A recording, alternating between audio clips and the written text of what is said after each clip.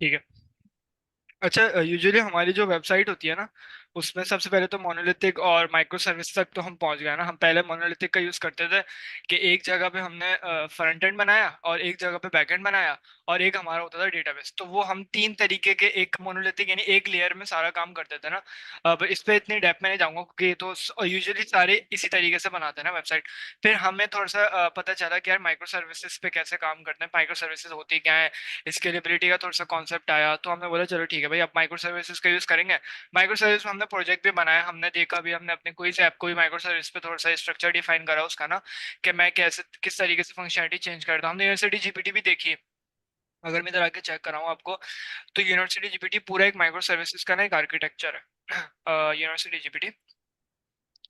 तो इसमें जिस तरीके से काम हुआ है ना पूरा एक स्ट्रक्चर वाइज और एक कंपोनेंट वाइज कह सकते हैं आपको, माइक्रो सर्विसेज वाइज ना काम हुआ है। जिस तरीके से असेसमेंट एबल्स की एक क्या बोलते हैं हमारे पास वो है सर्विस है, इस तरह डॉक्स की खैर एक सर्विस है, इस तरह एजुकेशनल प्रोग्राम की है, इसमें से कोई यूआई की भी होगी, कोई इस प्लेटफॉर्म शायद यूआई की होगी, कोई इस इंजन की एक सर्विस है, यूजर मैनेजमेंट यानी ऑथेंटिकेशन और ऑथराइजेशन से रिलेटेड जितनी भी चीजें ना वो इस सर्विस में ना। तो इस तरीके से हमने सर्विस वाइज ना काम को डिफाइन कर दिया ना, एक तरीके से डिवाइड कर दिया। ठीक है। ठीक है, माइक्रो सर्विसेज का कॉन्सेप्ट तो हो गया, लेकिन अभी प्रॉब्लम है ना, माइक्रो सर्विसेज में भी प्रॉब्लम थी ना।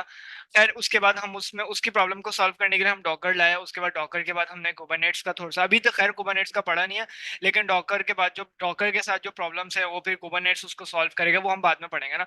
अब अच्छा कुबरनेट्स भी हमने एक कुबरनेट्स की भी लेयर लगा दी ना अपनी वेबसाइट में ना। लेकिन अभी प्रॉब्लम है वो ये कि हमारी जो हर सर्विस है ना, वो एक अलग अलग एक तरीके से अलग अलग एक आप स्ट्रक्चर फॉलो करिए ना। हर सर्विस का एक अपना डोमेन होगा। जैसे मिसाल के तौर पे मेरी एक सर्विस है यूजर मैनेजमेंट की ना, तो उसका हमारे पास एक यूआरएल अलग बनेगा। ठीक है।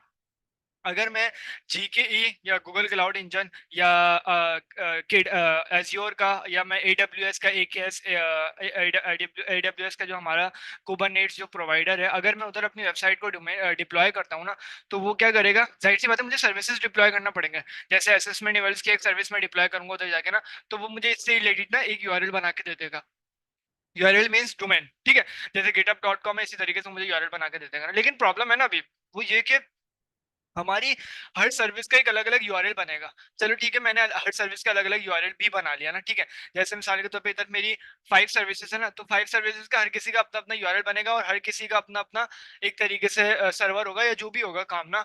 तो ठीक है, वो तो प्रॉब्लम ठीक थी, लेकिन अभी प्रॉब्लम ये है कि अगर मिसाल के तौर पे इसमें थोड़ी सी एफिशिएंट वे में काम नहीं हो पा रहा ना।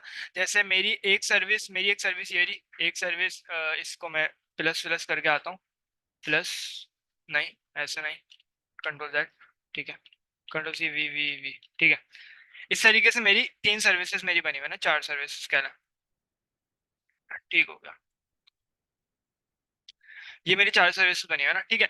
अब होगा क्या, ये मेरा यूजर का ब्राउजर आता है। ठीक है। यूजर में से मिसाल के तौर पे यूजर अपने ब्राउजर से रिक्वेस्ट भेजता है ना। ठीक है।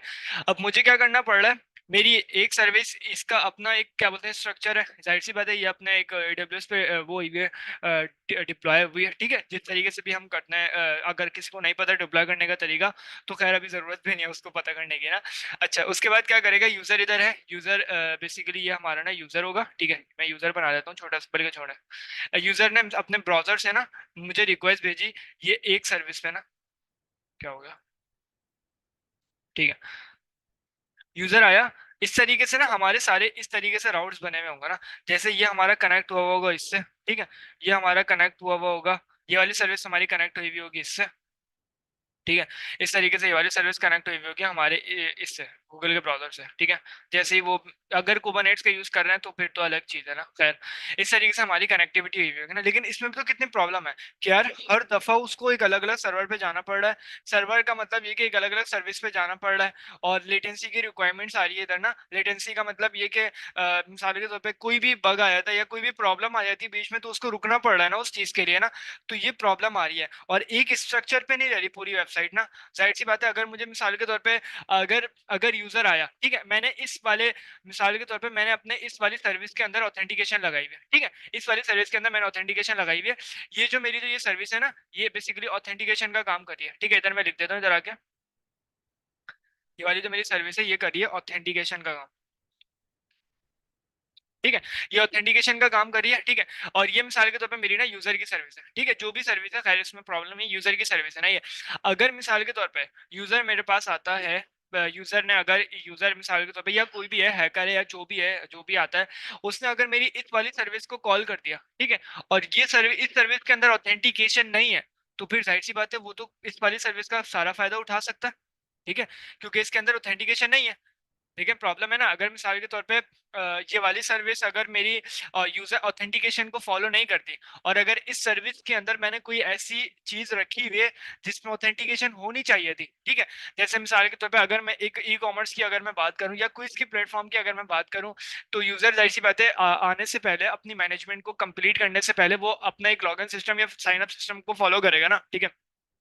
तो वो उसका काम कहाँ पे हो जाएगा, इस वाली सर्विस में हो जाएगा। इस वाली सर्विस को मैं कॉल करूंगा और मेरा लॉगिन सिस्टम सब जो भी होगा काम ना वो हो जाएगा, ठीक है। ऑथेंटिकेट हो जाएगा या यूजर ऑथराइज हो जाएगा, जो भी हो जाएगा, ठीक है। उसके बाद मैंने क्विज का जो भी राउट्स है ना, वो मैंने इस वाली सर्विस के अंदर बनाए हुए थे। क्विज के राउट्स का मतलब ये कि यूजर को पॉइंट्स देना, यूजर को एमसीक्यूज देना, यूजर को कोडिंग से रिलेटेड चैलेंजेस देना, ठीक है। तो वो सारे राउट्स ना मैंने इस वाले सर्विस के अंदर बनाए हुए थे, ठीक है। लेकिन नहीं, होगा क्या, हमारा कहने का मकसद ये है कि जो भी ब्राउजर पे आ रहा है, वो जब अपनी कोई भी रिक्वेस्ट भेजता है तो और उसके पास कोई डिसाइडेड सर्वर नहीं है, वो किसी भी सर्वर में पहुंच जाती है। डिसाइडेड सर्वर का मतलब नहीं, डिसाइडेड सर्वर नहीं, उसके पास कोई एक सर्विस नहीं है उसके पास ना, वो एक जगह जा नहीं पा रहा, वो हर दफा अलग अलग जगह पे रिक्वेस्ट कर रहा है, ठीक है। मतलब हाँ, मतलब 4 या 5 सर्विसेज अगर मौजूद है, तो यूजर जब भी कोई रिक्वेस्ट भेज रहा है तो जो सर्विस फ्री है बस वो उसको पिक कर रही है, कहने का मकसद बिल्कुल ये ऐसे, है। बिल्कुल आप ऐसे, चाहे उसमें ऑथेंटिकेशन चाहिए हो ना हो, मगर वो नहीं है तो भी वो वहां पहुंच रही है। बिल्कुल ऐसे, लेकिन हाँ ठीक है। अभी प्रॉब्लम ये है ना, अगर मिसाल के तौर पे मैंने चौथी वाली सर्विस जो है मेरी, ये क्विज के प्लेटफॉर्म पे बनी हुई है ना ये वाली सर्विस, यानी कि यूजर को एमसीक्यूज देना, यूजर को जितने भी चैलेंजेस देना एमसीक्यू से रिलेटेड ना, क्विज से रिलेटेड जितने भी चैलेंजेस देना, वो मेरी सर्विस के अंदर बनी हुई है, ठीक है। लेकिन अभी मैं तो ये चाह रहा हूँ कि भाई मैं उसी बंदे को चैलेंजेस दूं जो ऑथेंटिकेट हुआ हो। जाहिर सी बात है मैं किसी को एमसीक्यूज तो ऐसे नहीं दे सकता ना जब तक वो मेरा पूरा यूजर नाउ डेटाबेस में स्टोर नहीं हुआ हो। तो इसमें प्रॉब्लम आ रही है ना, फिर मुझे, मेरे पास दो तरीके हैं, या तो मैं कोई ऐसा प्रोवाइडर यूज कर लूं जो मेरे लिए ऑथेंटिकेशन का काम कर, तीन तरीके हैं बल्कि ना, या तो मैं कोई ऐसा प्रोवाइडर यूज कर लूं जो मेरी ऑथेंटिकेशन का काम कर ले, या तो हम JWT का OAuth का यूज करके उसके अंदर डिपेंडेंसी इंजेक्शन लगा दें अपने हर हर राउट के अंदर। मिसाल के तौर पे इसके अंदर जितने भी राउट्स हैं ना, उसके अंदर मैं OAuth की डिपेंडेंसी लगा दूं, ठीक है। मिसाल के तौर पे इसका मतलब ये कि मेरे यूजर यूजर जैसे ही इधर से आएगा ना, तो हर हर राउट के अंदर ना हर हर राउट के ऊपर एक डिपेंडेंसी इंजेक्ट हुई हुई होगी। उस डिपेंडेंसी का काम ये होगा कि भाई यूजर जैसे ही आ रहा है ना, तो सबसे पहले चेक कर लो क्या वो ऑथराइज है या नहीं है, क्या वो ऑथेंटिकेट है या नहीं है। अगर ऑथेंटिकेट है तो उसको एमसीक्यू सिखा दो, अदरवाइज उसको मना कर दो, ठीक है। तो ये अच्छा, लेकिन सॉल्यूशन एक समझे। चीज और है, एक चीज और मैं समझाऊँ, ये जो सर्विसेज है ये स्पेसिफाइड डेवलपर ने की हुई है। बिल्कुल ऐसे ही है। मतलब डेवलपर ने ये 4 सर्विसेज स्पेसिफाई की है, मगर उसने इनमें डायरेक्शन नहीं रखी हुई, ये बिल्कुल ऐसे, ब्राउजर उस डायरेक्शन को कैच नहीं कर पा रहा। ठीक है। प्रॉब्लम आप प्रॉब्लम समझे ना, आप प्रॉब्लम ये नहीं कहें कि मिसाल के तौर पे वो लेटेंसी की रिक्वायरमेंट है, वो भी है, ठीक है, आप सही कह रही है। लेकिन अभी जो प्रॉब्लम आ रही है ना, वो आ रही है ऑथेंटिकेशन की, ठीक है। और भी वो मैं बहुत सारे समझ गई, सिनेरियोस, जी हाँ ठीक है। नहीं वो मैं समझ गई कि ऑथेंटिकेशन का इशू आ रहा है, लेकिन जैसे अगर एक डेवलपर है तो ये तो ऑटो मतलब ये तो मतलब एक अंडरस्टैंडिंग की कॉमन सेंस की बात है ना, कि अगर कोई बिल्कुल। ऐसी चीज है जो कि नॉर्मल यूजर्स के एक्सेस तक नहीं पहुंचती तो ऑथेंटिकेट होनी चाहिए। हम्म। वो तो क्या एक, मैं इसको एक्सप्लेन कर सकती हूँ? करें बिल्कुल। देखिए, इसको हम एक ना ई कॉमर्स ऐप के थ्रू समझते हैं तो शायद हमें ज्यादा इजीली समझ में आ जाएगा। अब हम ई कॉमर्स ऐप में अगर किसी यूजर का अकाउंट बनाते हैं और उसने में करना है, यानी कि प्लेस ऑर्डर करना है सब कुछ। पर अब जो माइक्रो सर्विसेज की जो जो है ना इशू, वो ये है कि वो हर सर्विस अलग अलग एक ऐप की तरह काम कर रही है, यानी वो अलग अलग बनी हुई है ना। और जब हम उसको क्लाउड पे डिप्लॉय कर रहे हैं तो वो उसकी डोमेन भी अलग अलग आ रही है। इसका बेनिफिट ये होता है कि जैसे अगर हम amazon पे हैं या द्रास पे हैं, तो कुछ ऐसी सर्विसेज होती हैं जिनका कुछ ऐसे पेजेस होते हैं, मैं ये कह दूं उनकी सर्विसेज कह दें या पेजेस कह दें इजी समझने के लिए, जिन पे बहुत ज्यादा ट्रैफिक होती है। और कुछ ऐसे पेजेस या सर्विसेज होती हैं जिनके ऊपर इतनी ट्रैफिक नहीं होती है। तो जो पहले वाला कॉन्सेप्ट था तो वो क्या होता था, चार्ज एक जितना होता था। उनके पास एक कॉन्सेप्ट ही नहीं था कि जो है ना उसको डिटरमाइन कर सकें कि भाई कितना आपके पास यूजर्स आ रहे हैं सब कुछ। माइक्रो सर्विस ने हमारे वो इशू तो सॉल्व किया, यानी बिजनेसेस को वो तो दिया उनको सॉल्व के भाई ठीक है, आपके पास जिस जगह की सर्विस ज्यादा यूज हो रही है, तो जिस जगह पे ऑडियंस या ट्रैफिक ज्यादा आ रही है, तो जिस जगह ट्रैफिक ज्यादा आ रही है तो आपको वहां पे ज्यादा, आपको जो है ना आपको यूज करें, आपके जो रिसोर्सेज है वहां ज्यादा यूज होंगे। तो इस इशू को सॉल्व करने के लिए माइक्रो सर्विसेज तो आ गए, पर अब माइक्रो सर्विसेज खुद अलग अलग डोमेन्स में है। अगर कोई हैकर, या मिसाल के तौर पे मैंने अपने प्लेस ऑर्डर का जो भी वो है, यूआरएल है, अगर वो नहीं है ऑथ्स के साथ कनेक्टेड नहीं है, अब जाहिर सी बात है हर पेज को तो हम नहीं कर सकते ना, वो मतलब बहुत ज्यादा ये तो फिर हो जाएगा कि हर पेज में यूजर को देख रहा है कि ये पहले से आया है, कहाँ से आया है, इधर से आया है। तो वो जब अगर उसको नहीं करूँ और मैं किसी खास पर्टिकुलर पेज का या किसी सेंसिटिव इंफॉर्मेशन का यूआरएल मैं अगर किसी को कॉपी करके कहीं सेंड कर दूं बीच में से, तो वो तो आराम से एक्सेसिबल हो जाएगा। अब जब वो आराम तो से मेरा सबको सवाल यही तो है कि अगर ये जो हमने ये भी सुना कि माइक्रो सर्विसेज ने बिलाल हमें ये सर्विसेज तो प्रोवाइड की ये हैं, तो इश्यू है ना, वही तो एड्रेस कर रहे हैं बिलाल कि ये इश्यू उसके साथ है, तो अब उसका हमें सोल्यूशन बता रहे हैं कि ये तो है इशू, अब ये तो रहेगा क्योंकि डेवलपर तो क्या करे, उसको माइक्रो सर्विसेज बनानी है। क्यों बनानी है? क्योंकि हर सर्विस का यूज केस अलग अलग हो गया है, यानी कि मैं किसी समझ सर्विस के। गई हर एक हाँ का हाँ, तो सर्विसेज अब का वो यूज केस अलग है, लेकिन ये एक नेचुरल थिंग है कि सेंसिटिव टॉपिक्स हमेशा ऑथेंटिकेशन के अंदर आते हैं जो भी डेवलपर बनाते हैं। ये एक नेचुरल मतलब आप ये कह रहे हैं कि एक नेसेसिटी है, ठीक है डेवलपर की, वो मैं बात समझ गई कि सर्विसेज अलग है, पेमेंट का सर्विसेज अलग है। जहाँ फाइनेंस डील हुआ होगा वहां पर जाहिर सी बात है सबके बिलाल बैंक अकाउंट सबके कार्ड नंबर जाते हैं, वहाँ एक मिनट अलग रुकना अम्मा। आवाज आ रही है ऑथेंटिकेशन बिलाल? चलेगी। अम्मा एक मिनट रुको। हम बाद ऑथेंटिकेशन आ रही होगी, ठीक है।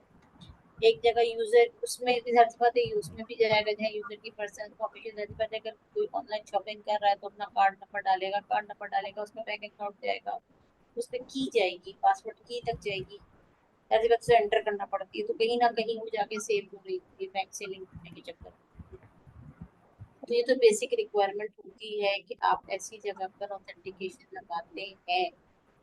लेकिन अगर आप बात कर रही हैं कि नहीं, प्रोडक्ट की वजह यहाँ से पे नहीं अगर लगानी है ना, सिर्फ यहाँ पे नहीं लगानी। चलें आप ई कॉमर्स को छोड़ें, अगर हम। नहीं, एक मिनट, सॉरी, पता है बिलाल की पहले बात खत्म कर लें, फिर आपको समझ में खुद आएगा, या जो आगे बताएंगे ना उससे आपको खुद खुद ब खुद स्टेप कौन बाय पढ़ा स्टेप रहे हो वैसे? होगी। हाँ भी रुक जाओ। क्योंकि ना वो है ही, उसमें यही है कि उसमें ना ठीक है ठीक है। आप नाम देते हैं एप्लीकेशन का, चीज़ों का नाम देते हैं, तो वर्ड नहीं याद आ रहा।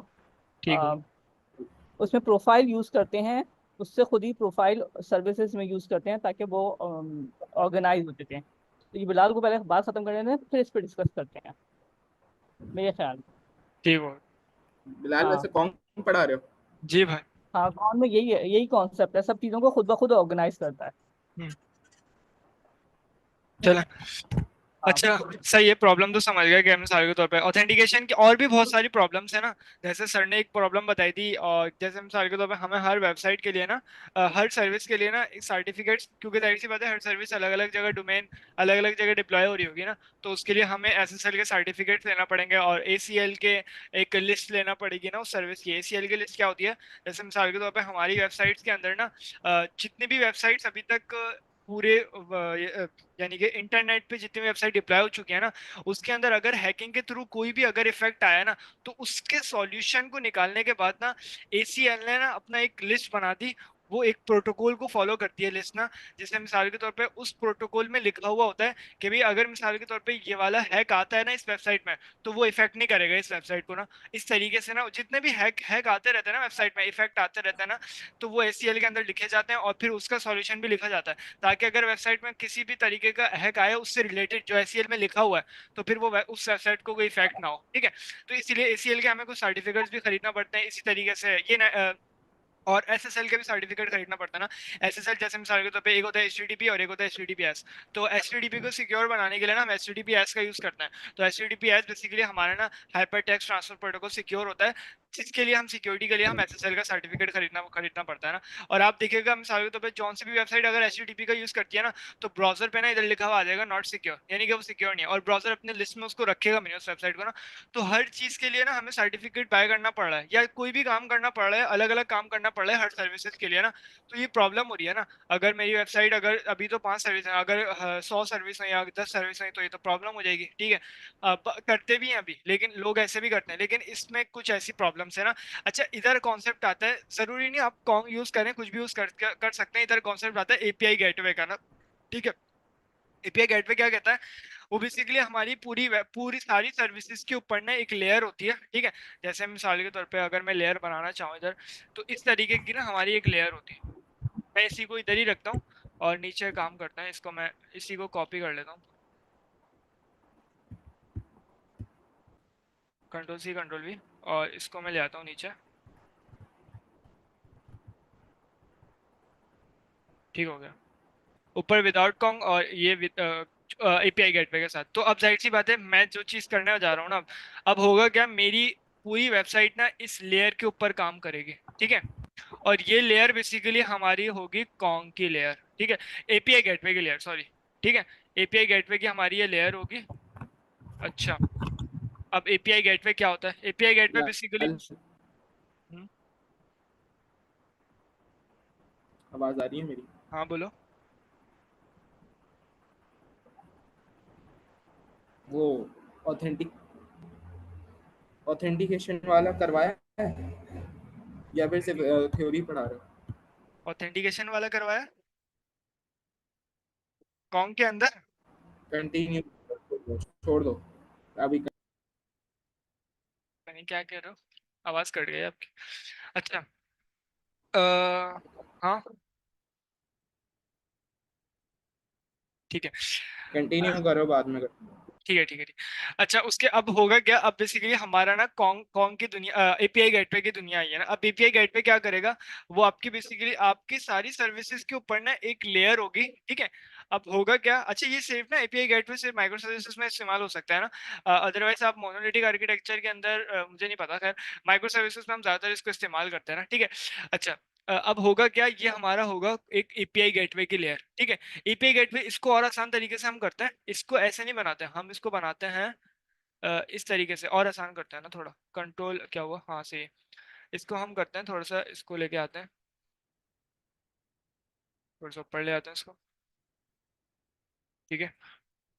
और हाँ, अब ये ऑथेंटिकेशन वाला काम अब साइड से पहले खत्म हो गया, control x, control x, control x, ठीक है। अब होगा क्या, अब मेरी जो काम हो, 1 मिनट, हाँ,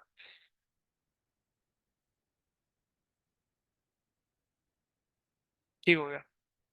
अब इस तरीके से काम होगा कि अब मेरी जितनी भी वो होंगी ना, जैसे मिसाल के तौर पे ये जो चीजें होंगी ना, अब ये वाला काम होगा हमारा एपीआई गेटवे का, ठीक है। अच्छा, पहले मुझे थोड़ा सा डिजाइन करने दें ताकि समझने में आसानी आ जाए।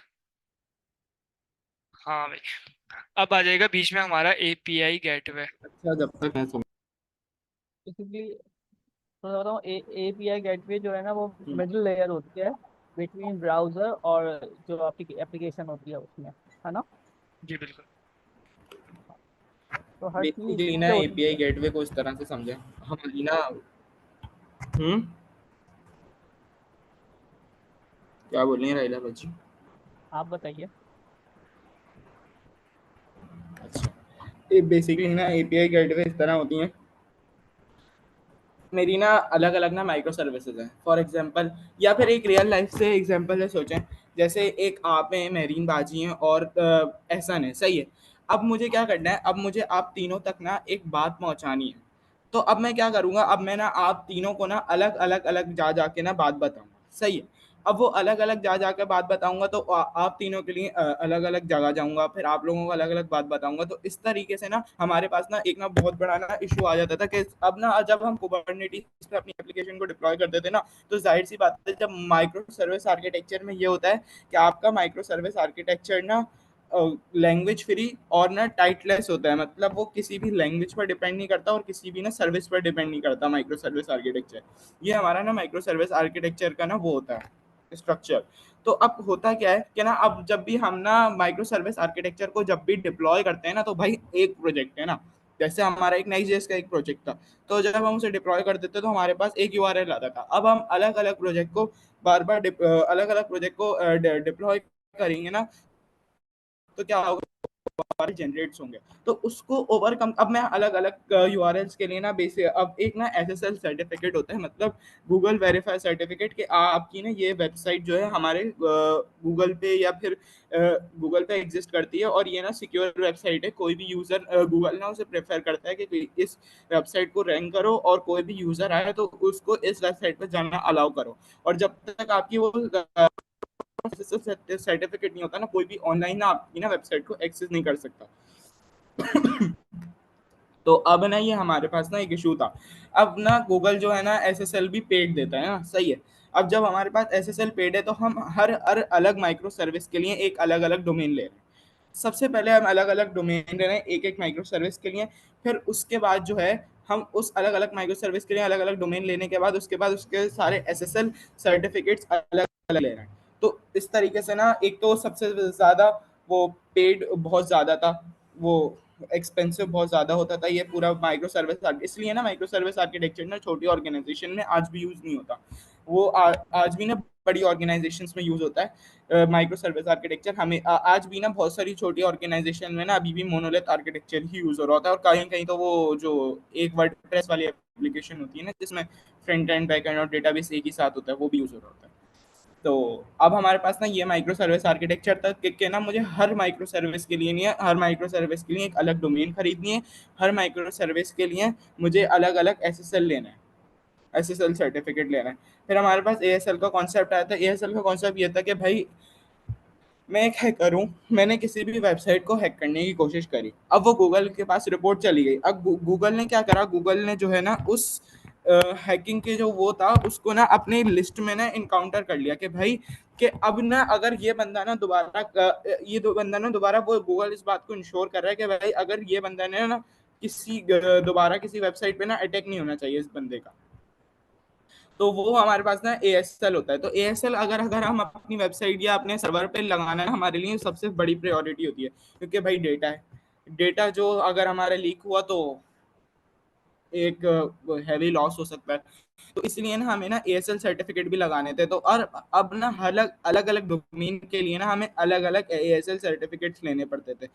तो ये भी बहुत बड़ा मसला था ना, तो ये कॉस्टली ना वो आता था, एक्सपेंसिव होता था काफी माइक्रो सर्विस आर्किटेक्चर। तो इसलिए ना छोटी ऑर्गेनाइजेशन ना यूज करने के लिए ना नहीं करती थी इतना, क्योंकि ये बहुत एक्सपेंसिव होता था। अच्छा, तो अब हमारे पास ना एक कॉन्सेप्ट आया एपीआई गेटवे का। अब एपीआई गेटवे का कॉन्सेप्ट क्या है, अब क्या हुआ, अब मैंने जैसे बोला था कि मुझे ना अब आपको ना अलग अलग बात बतानी पड़ी है, आपको भी, एहसन को भी, महरीन बाजी को भी अलग अलग जा जाके बात बतानी पड़ी है। तो अब मैंने क्या करा, अब मैंने बोला कि बिलाल को बोल दिया कि भाई ये मेरी बात है, ये आप तीनों तक कन्वे कर दे। तो बिलाल क्या हो गया, बिलाल एक मिडिल मैन हो गया। और अगर हम इस माइक्रो सर्विस आर्किटेक्चर में देखें ना, तो बिलाल क्या हो गया, बिलाल जो है एपीआई गेटवे हो गया। एपीआई गेटवे ना बेसिकली ना एक मिडिल मैन होता है, जो आपके ना मिडिल में खड़ा हुआ होता है। आपका कोई भी अब वो आपको ना यूआरएल बना के दे देता है, और आप उस पे ना यूआरएल कॉन्फ़िगर कर देते हो कि मेरे इस यूआरएल पे ये वाला राउट हिट होगा, सही है। तो अब हमारी पीछे पूरी माइक्रो सर्विस के ना ये राउट हिट हो रहे होते हैं। और अब हम क्या करते हैं, अब वो जो यूआरएल होता है ना, वो हम अपने क्लाइंट को दे देते हैं, और उससे ना हमारी ना कोई भी ना एपीआई एक्सेस कर सकता है। तो बेसिकली होता क्या है कि हमें ना एक मिडिल मैन के लिए ना, सिर्फ एक मिडिल मैन के लिए हमें सिर्फ एक डोमेन खरीदना पड़ता है, एक एसएसएल सर्टिफिकेट खरीदना पड़ता है, और एक एएसएल सर्टिफिकेट खरीदना पड़ता है। तो वो एक मिडिल मैन होता है ना। अब कोई भी ना, मेरी हैकर जो है ना, मेरे जब भी किसी भी सर्वर को हैक करने की कोशिश करेगा ना, तो सबसे पहले उसे मिडिल मैन के पास आना पड़ेगा। और मिडिल मैन के पास क्या है, एसएसएल सर्टिफिकेट है, एसएसएल सर्टिफिकेट है, गूगल पे वेरीफाई है वेबसाइट या मेरा सर्वर। तो इस तरीके से ना उसको काफ़ी मुश्किल होगी, पहले उसे गूगल की तरफ जाना पड़ेगा। गूगल को, गूगल जाहिर सी बात है, गूगल इतनी आसानी से हैक नहीं हो सकता। तो ये सारे हमारे पास ना कॉन्सेप्ट है। और ना एआई गेटवे ना बहुत सारे ना और भी फीचर्स ना प्रोवाइड करता है। फॉर एग्जांपल ना, एक इसका सबसे अच्छा फीचर क्या है कि ना ये एक ना ऑथेंटिकेशन ना टोकन पास करता है। ऑथेंटिकेशन टोकन मतलब, जैसे जो है, एक मैं बताऊं, अगर अगर हम किसी भी पार्क में जाए ना, तो अब अगर हमें एक टोकन दिखाना पड़ता है, सही है। अब अगर हम टोकन दिखाते हैं, फिर ही वो हमें ना अंदर जाने देता है। तो अब मुझे ना अब हर अलग अलग जाकर ना हर हर किसी को अलग अलग ना टोकन दिखाना पड़ता है। तो अगर जो है ना, अब एक काम करते हैं, अब हम इस तरीके से सपोज करते हैं कि हर एक जो राइड वाला है ना, उसके पास में एक कंप्यूटर है। अब हम क्या करेंगे, अपना टोकन जो है ना एक काउंटर के पास लेके जाएंगे, उस काउंटर पे जो है ना एक टोकन को स्कैन कर देंगे। तो वो हर जो राइडर है ना, उसके पास वो स्कैन हो जाएगा कि भाई ये टोकन हमारे पास वेरीफाइड है। हमने किधर करा, हमने सिर्फ एक जगह टोकन को वेरीफाई करा, लेकिन वो हमारे ना पूरी ये जितने भी हमारा वो क्या कहना चाहिए, दिमाग से निकल गई, जो भी हमारी राइडर्स वगैरह थे ना, तो उनके पास जो है ना हमारा ना पूरा ना एक एक्सेस या हमारा ना एक टोकन चला गया। तो इसको अगर हम ये इस तरीके से सोचें ना, कि अगर हमारा जो यूजर होगा ना, वो हमारे माइक्रो सर्विस पर ऑथेंटिकेट नहीं होगा, वो हमारे होगा एपीआई गेटवे पर ऑथेंटिकेट। और वो जो उसका जो टोकन जनरेट होगा ना, JWT एक्सेस रिफ्रेश टोकन, उसको हम क्या करेंगे, हम उसको सारी माइक्रो सर्विस में अलाउ कर देंगे कि आप माइक्रो सर्विसेज में जाओ। सारी माइक्रो सर्विस, अब जब हर माइक्रो सर्विस जो भी प्राइवेट राउट्स हो गए हर माइक्रो सर्विस के, वो उसको जो है खुद ना हमारा एपीआई गेटवे जो है ना, उस माइक्रो सर्विस को अपना हमारा टोकन भेजेगा, और माइक्रो सर्विस अमन, को जाहिर सी बात है टोकन चाहिए, और वो हेलो, टोकन में हमें अस्सलाम वालेकुम। अमन, एक एक रिक्वेस्ट है। क्या ये जी जितने आइटम आप बोल रहे हैं, जैसे फॉर एग्जांपल आप बोल रहे हैं JWT आएगा, ये इसके जितने जी प्रीरेक्स के कंटेंट हैं या लिस्टेड आइटम्स हैं, ये साइट पे कहीं लिख सकते हैं ताकि वो बेसिकली कनेक्टेड हम इमेजिनरी कर सकें कि क्या चीज़ स्टेप बाय बिलाल, स्टेप आ नहीं, बात सही सब कर साइट पे रहा अगर है। लिखी।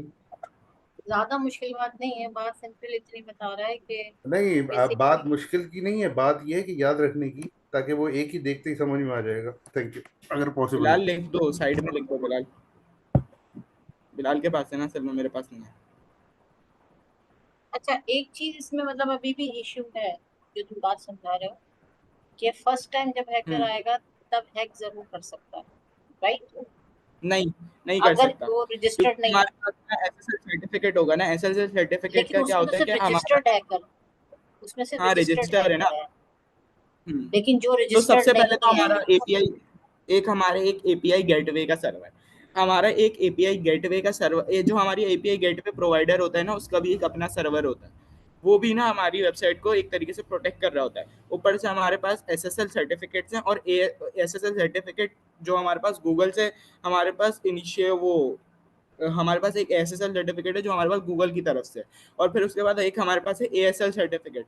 तो ना वो हैकर को काफ़ी हैक करने में मुश्किल होती है। और इंक्लूडिंग ना हम ना अपने कभी भी सीक्रेट्स को ना हमेशा अपने एनवायरनमेंट वेरिएबल्स में लगते हैं, तो इतना आसान नहीं होता कि कोई आए और ये हैक कर ले, क्योंकि लेकिन जो अगर वो हम अगर यूजर की अपने, आइडेंटिटी से आएगा, अगर हम्म, यूजर की आइडेंटिफिकेशन तो से आता है। यूजर की आइडेंटिटी से आएगा, तो वो इतना कुछ कर नहीं सकता ना, क्योंकि वो तो यूजर बन के आएगा ना। उसको वो हमारे सर्वर कैसे हैक कर सकता है? सबसे पहले उसे ऑथेंटिकेशन देनी पड़ेगी, वो देनी पड़ेगी। किस तरीके से क्रैक करेगा? हमारे सर्वर में जाके वो कोड टोकन डिकोड हो रहा होगा। हाँ, जो खैर, रजिस्टर्ड यूजर्स है उसके स्पेसिफाइड राइट्स होंगे, मतलब वो हैकर की तरह नहीं आएगा कि क्रैक करने नहीं आ रहा, राइट? तो मतलब हाँ, वो according to privileges and everything, जब हैकर आते हैं तो ऑफ कोर्स वो अपनी पूरी तैयारी करके और पासवर्ड वो तो क्रैक नेचुरल करना सी बात है, भी। उसके पास हाँ, जब वो तो आइडेंटिफिकेशन ये उसको डिफरेंस पता आता है फिर। जाएगी तो कुछ भी। अच्छा, मैं ये कह रही थी कि अगर इन केस जैसे कोई भी हैकर पहले तो नॉर्मल यूजर के तौर पर आता है, लेकिन ऑब्वियसली वो उसको रिसीव कर रहा होगा ना, एज अ हैकर डेवलपर उसके पास ये सिस्टम होगा कि पता कर सके कि उसने क्या कुकीज रिसीव की हैं और क्या कुकीज डिलीवर नहीं है उसका प्रेफरेंस। बेसिकली जो हमारा टोकन होगा ना, वो ना हमारे सर्विस पे जाके रिसीव हो रहा होगा ना, तो वो सर्विस पे डिकोड हो रहा होगा। तो अगर वो आएगा भी ना, तो उसको ना पहले अगर लॉगिन करना ही पड़ेगा यूजर की तरह। तो और वैसे भी ना, अगर वो हैक भी कर लेना, तो इतना आसान नहीं होगा कि वो हमारे डेटाबेस तक पहुंच पाए। सर्वर तक पहुंच के क्या करेगा? उसको तो एक नॉर्मल कोड दिखेगा ना। असल तो होता है डेटाबेस को करना, और डेटाबेस की जो कीज होती हैं वो हम सेव करके रखेंगे। और वो सेव किधर हुई भी होती हैं? हमारे इन्वायरमेंट वेरिएबल्स में लोड हुई भी होती हैं। अब इन्वायरमेंट वेरिएबल्स किधर लोड हुए होते हैं? वो हमारे हुए होते हैं सर्विस प्रोवाइडर पे, जिधर हम अपनी एप्लीकेशन को डिप्लॉय करते हैं। अब हमारे केस में जो सर जिया ने बोला था कि हम गूगल क्लाउड पर डिप्लॉय करेंगे, तो तो हम क्या करेंगे, हम पहले ना इन्वायरमेंट वेरिएबल्स जो होंगे ना जितने भी हमारे, हम पहले उसको गूगल क्लाउड पे डिप्लॉय कर देंगे, मतलब हम उसको उन जितने भी इन्वायरमेंट वेरिएबल्स होंगे उनको गूगल क्लाउड रन पे लोड कर देंगे। तो अगर उसको इन्वायरमेंट वेरिएबल चाहिए ना, तो उसको पहले गूगल क्लाउड रन का है, गूगल क्लाउड का पूरा सर्वर हैक करना पड़ेगा, फिर उसको कहीं जाके इन्वायरमेंट वेरिएबल मिलेंगे, फिर वो कहीं जाके उसको डेटाबेस का एक्सेस मिलेगा। तो हैकर का तो खैर कुछ भी नहीं, अच्छा क्योंकि बड़े कहाँ से जाएगा, कब हैक करेगा। गूगल क्लाउड से बैठ के भी हैक कर सकता है। वो तो फिर गूगल क्लाउड का क्या कर सकते हैं, फिर ऐसे तो बहुत लोगों का नुकसान होगा। वो रिस्पॉन्सिबल हो गए ना आपका। हम्म। चलो आगे। अच्छा, मेरा मेरा एक सवाल है। अब जैसे कि इनिशियल लेवल पे हम कोई प्रोजेक्ट बना रहे हैं, जैसे कि सर हम्म। अमीन बना रहे थे, तो हमने उसमें एसएसएल सर्टिफिकेट नहीं लिया हुआ था, उसकी जगह हम्म। क्या हम जो एक्सेस टोकन यूज कर रहे हैं, क्या वो उसका रिप्लेसमेंट है, क्या वही काम कर रहा है? आप क्या समझते हैं? एसएसएल क्या हमें सर्टिफिकेट तो बेसिकली वो होता है कि ना, आप अपनी वेबसाइट का जो डोमेन होता है ना, उसको गूगल क्लाउड, ये गूगल क्लाउड बोल रहा हूँ, कहीं गूगल के पास ना वेरीफाई करवा देते हैं कि ये हमारा जो है ना वेबसाइट का डोमेन है और ये गूगल पे एग्जिस्ट करता है।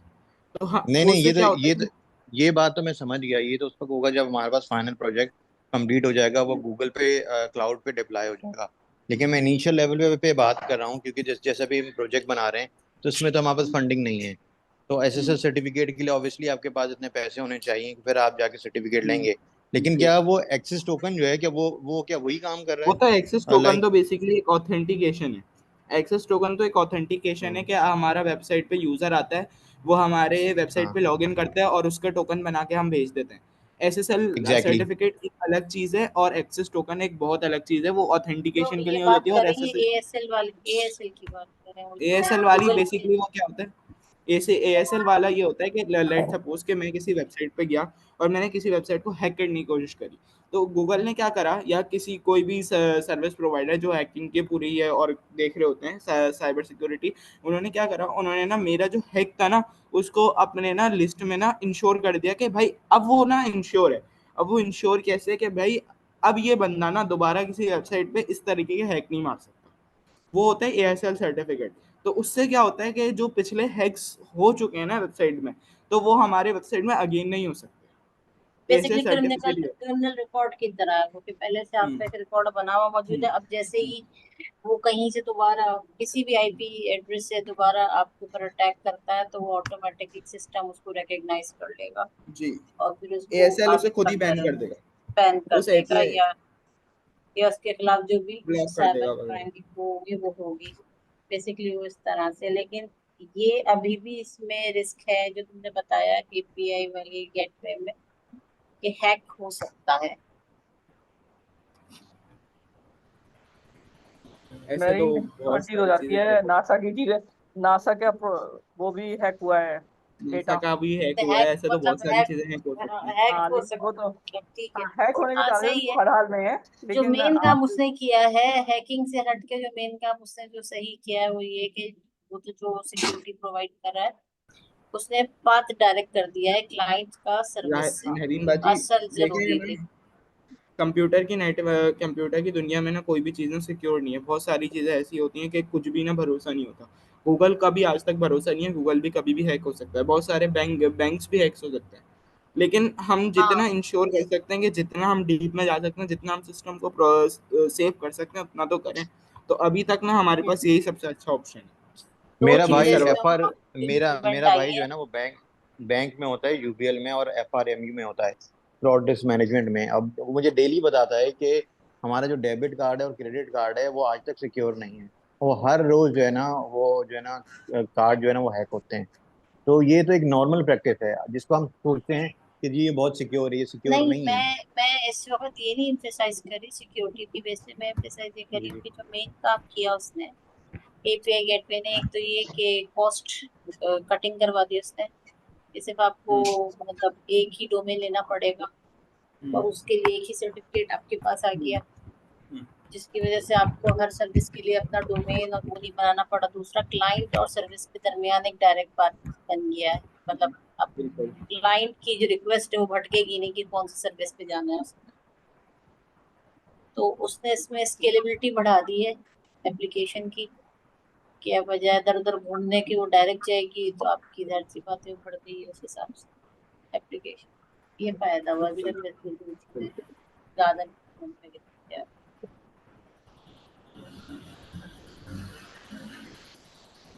सही है। बिलाल क्या कर रहा है? हाँ, बिलाल खामोश है। आई थिंक कहीं चला गया है। नहीं नहीं, बेसिकली क्लास में। इसने ना एक मिडिल लेयर प्रोवाइड कर दी है जो कि काफ़ी सारी फंक्शनैलिटीज को देख लेती है, और आपको हाँ अलग अलग जगह नहीं जाना पड़ता। आप सही कह रही हैं मेरीन। तो बेसिकली इट्स लाइक कि आप घर ढूंढने हाँ, जाएं तो आप एकदम। सबसे पहले हाँ, एक ब्रोकर के पास जाएं या उसके पास जाएं, क्या कहते हैं जैसे हाँ, ब्रोकर जैसे कहते हैं। हाँ, हमारा जैसे आर्किटेक्चर जो होगा ना कुछ इस तरीके का होगा कि ना, जब अभी ना हम कंपोज अब चला रहे हैं ना, डॉकर कंपोज अब, तो इसी हाँ तरीके से ना हमारे ना सारे ना हमारे ना इस तरीके का एक सर्वर चल रहा होगा। कुबरनेटीज किस लिए यूज होती है? कुबरनेटीज यूज होती हैं जैसे हमारे पास ना अभी ऑल्टरनेटिव है डॉकर कंपोज, वो होता है डेवलपमेंट में यूज। जब हमें डिप्लॉयमेंट करनी होती है ना तो हमारे पास कुबरनेटीज यूज होता है। कुबरनेटीज ना हमें क्या करता है, हमें ना बहुत सारे ना हमारी पूरी एप्लीकेशन को एक जगह मर्ज करके हम हमें ना एक क्लस्टर बना के प्रोवाइड कर देता है, और उस क्लस्टर को जो है ना हम किसी भी ना जाकर किसी भी प्रोवाइडर के को प्रोवाइड कर सकते हैं, और वहां पर जाके वो डिप्लॉय हो सकता है। ये ये ये हम कुबरनेटीज से करेंगे। अभी क्या है, अभी हम डॉकर कंपोज यूज कर रहे हैं। कुबरनेटीज और डॉकर कंपोज बिल्कुल ना थ्योरिटिकली सेम ही चल रही होती हैं। ये लोग क्या करते हैं, ये ना मल्टीपल कंटेनर्स को हमें ना एक जगह चलाने का ना अलाउ करते हैं, प्रोवाइड करते हैं। सही, मल्टीपल लेयर्स को अपने अंदर चलाती हाँ, मल्टीपल लेयर्स को एक जगह चलाते हैं, जो कि आपके प्रोफाइल उसमें एक एक एंटिटी होती है, मतलब एक फील्ड होती है जो कि प्रोफाइल के नाम से दिया जाता है, तो वो कनेक्ट कर लेते हैं एक दूसरे से। है। मतलब एक एक चीज के पास हम जाते हैं, उसमें डिफरेंट डिफरेंट नाम देते हैं उसमें, और वही सारे काम कर देती है। हमें चार चीजें लेने की जरूरत नहीं है। और इसी तरह ना हमारे ना पोर्ट एक्सपोज हो रहे होते हैं, और उन पोर्ट्स को क्या करता है गूगल क्लाउड रन ना उन पोर्ट्स को लेता है और उन पोर्ट्स का एक यूआरएल बना के हमें दे देता है। वो पूरी दुनिया में जो भी है, जितने जितने लोग हैं वो एक्सेस करें, और बैकग्राउंड में वो पोर्ट से एक्सेस करके ना हमें एक यूआरएल प्रोवाइड कर देता है। ये होता है।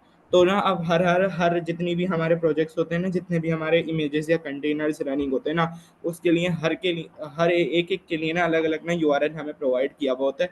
अब हमारे पास ना काफका का भी यूआरएल होगा, सारा सबका यूआरएल होगा, लेकिन बैकग्राउंड में ना वो इसी तरीके से चल रहे होंगे जिस तरह हमारे पास कंपोज चल रहा है। बैकग्राउंड में हमारे पास इसी तरीके से चल रहे होंगे जिस तरह बेसिकली हमारे पास। यूआरएल यूआई के लिए दिया जाता है या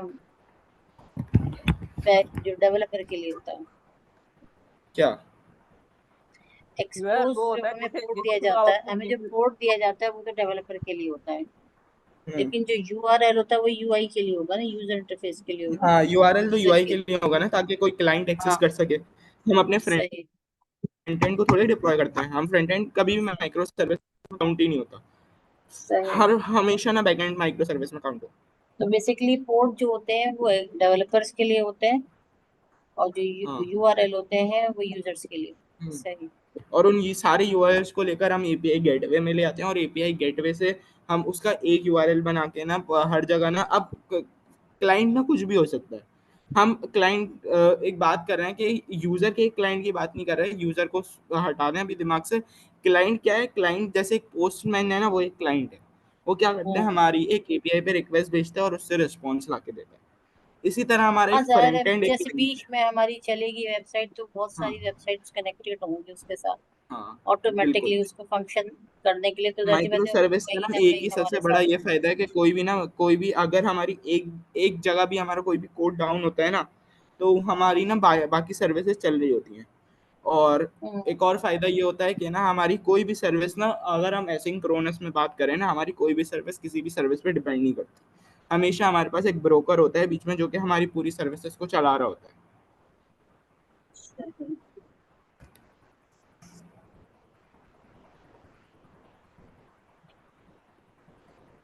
अच्छा, एपीआई क्लाइंट रिक्वेस्ट पे या यूजर की रिक्वेस्ट पे डोमेन की आईडी प्रोवाइड करती है सर्विस को, कि ये इस यूजर क्लाइंट ना की। हमेशा ना हमारे ना फ्रंट एंड से इंटरेक्ट करते हैं, कभी भी ना यूजर हमारे बैक एंड से इंटरेक्ट करते ही नहीं है।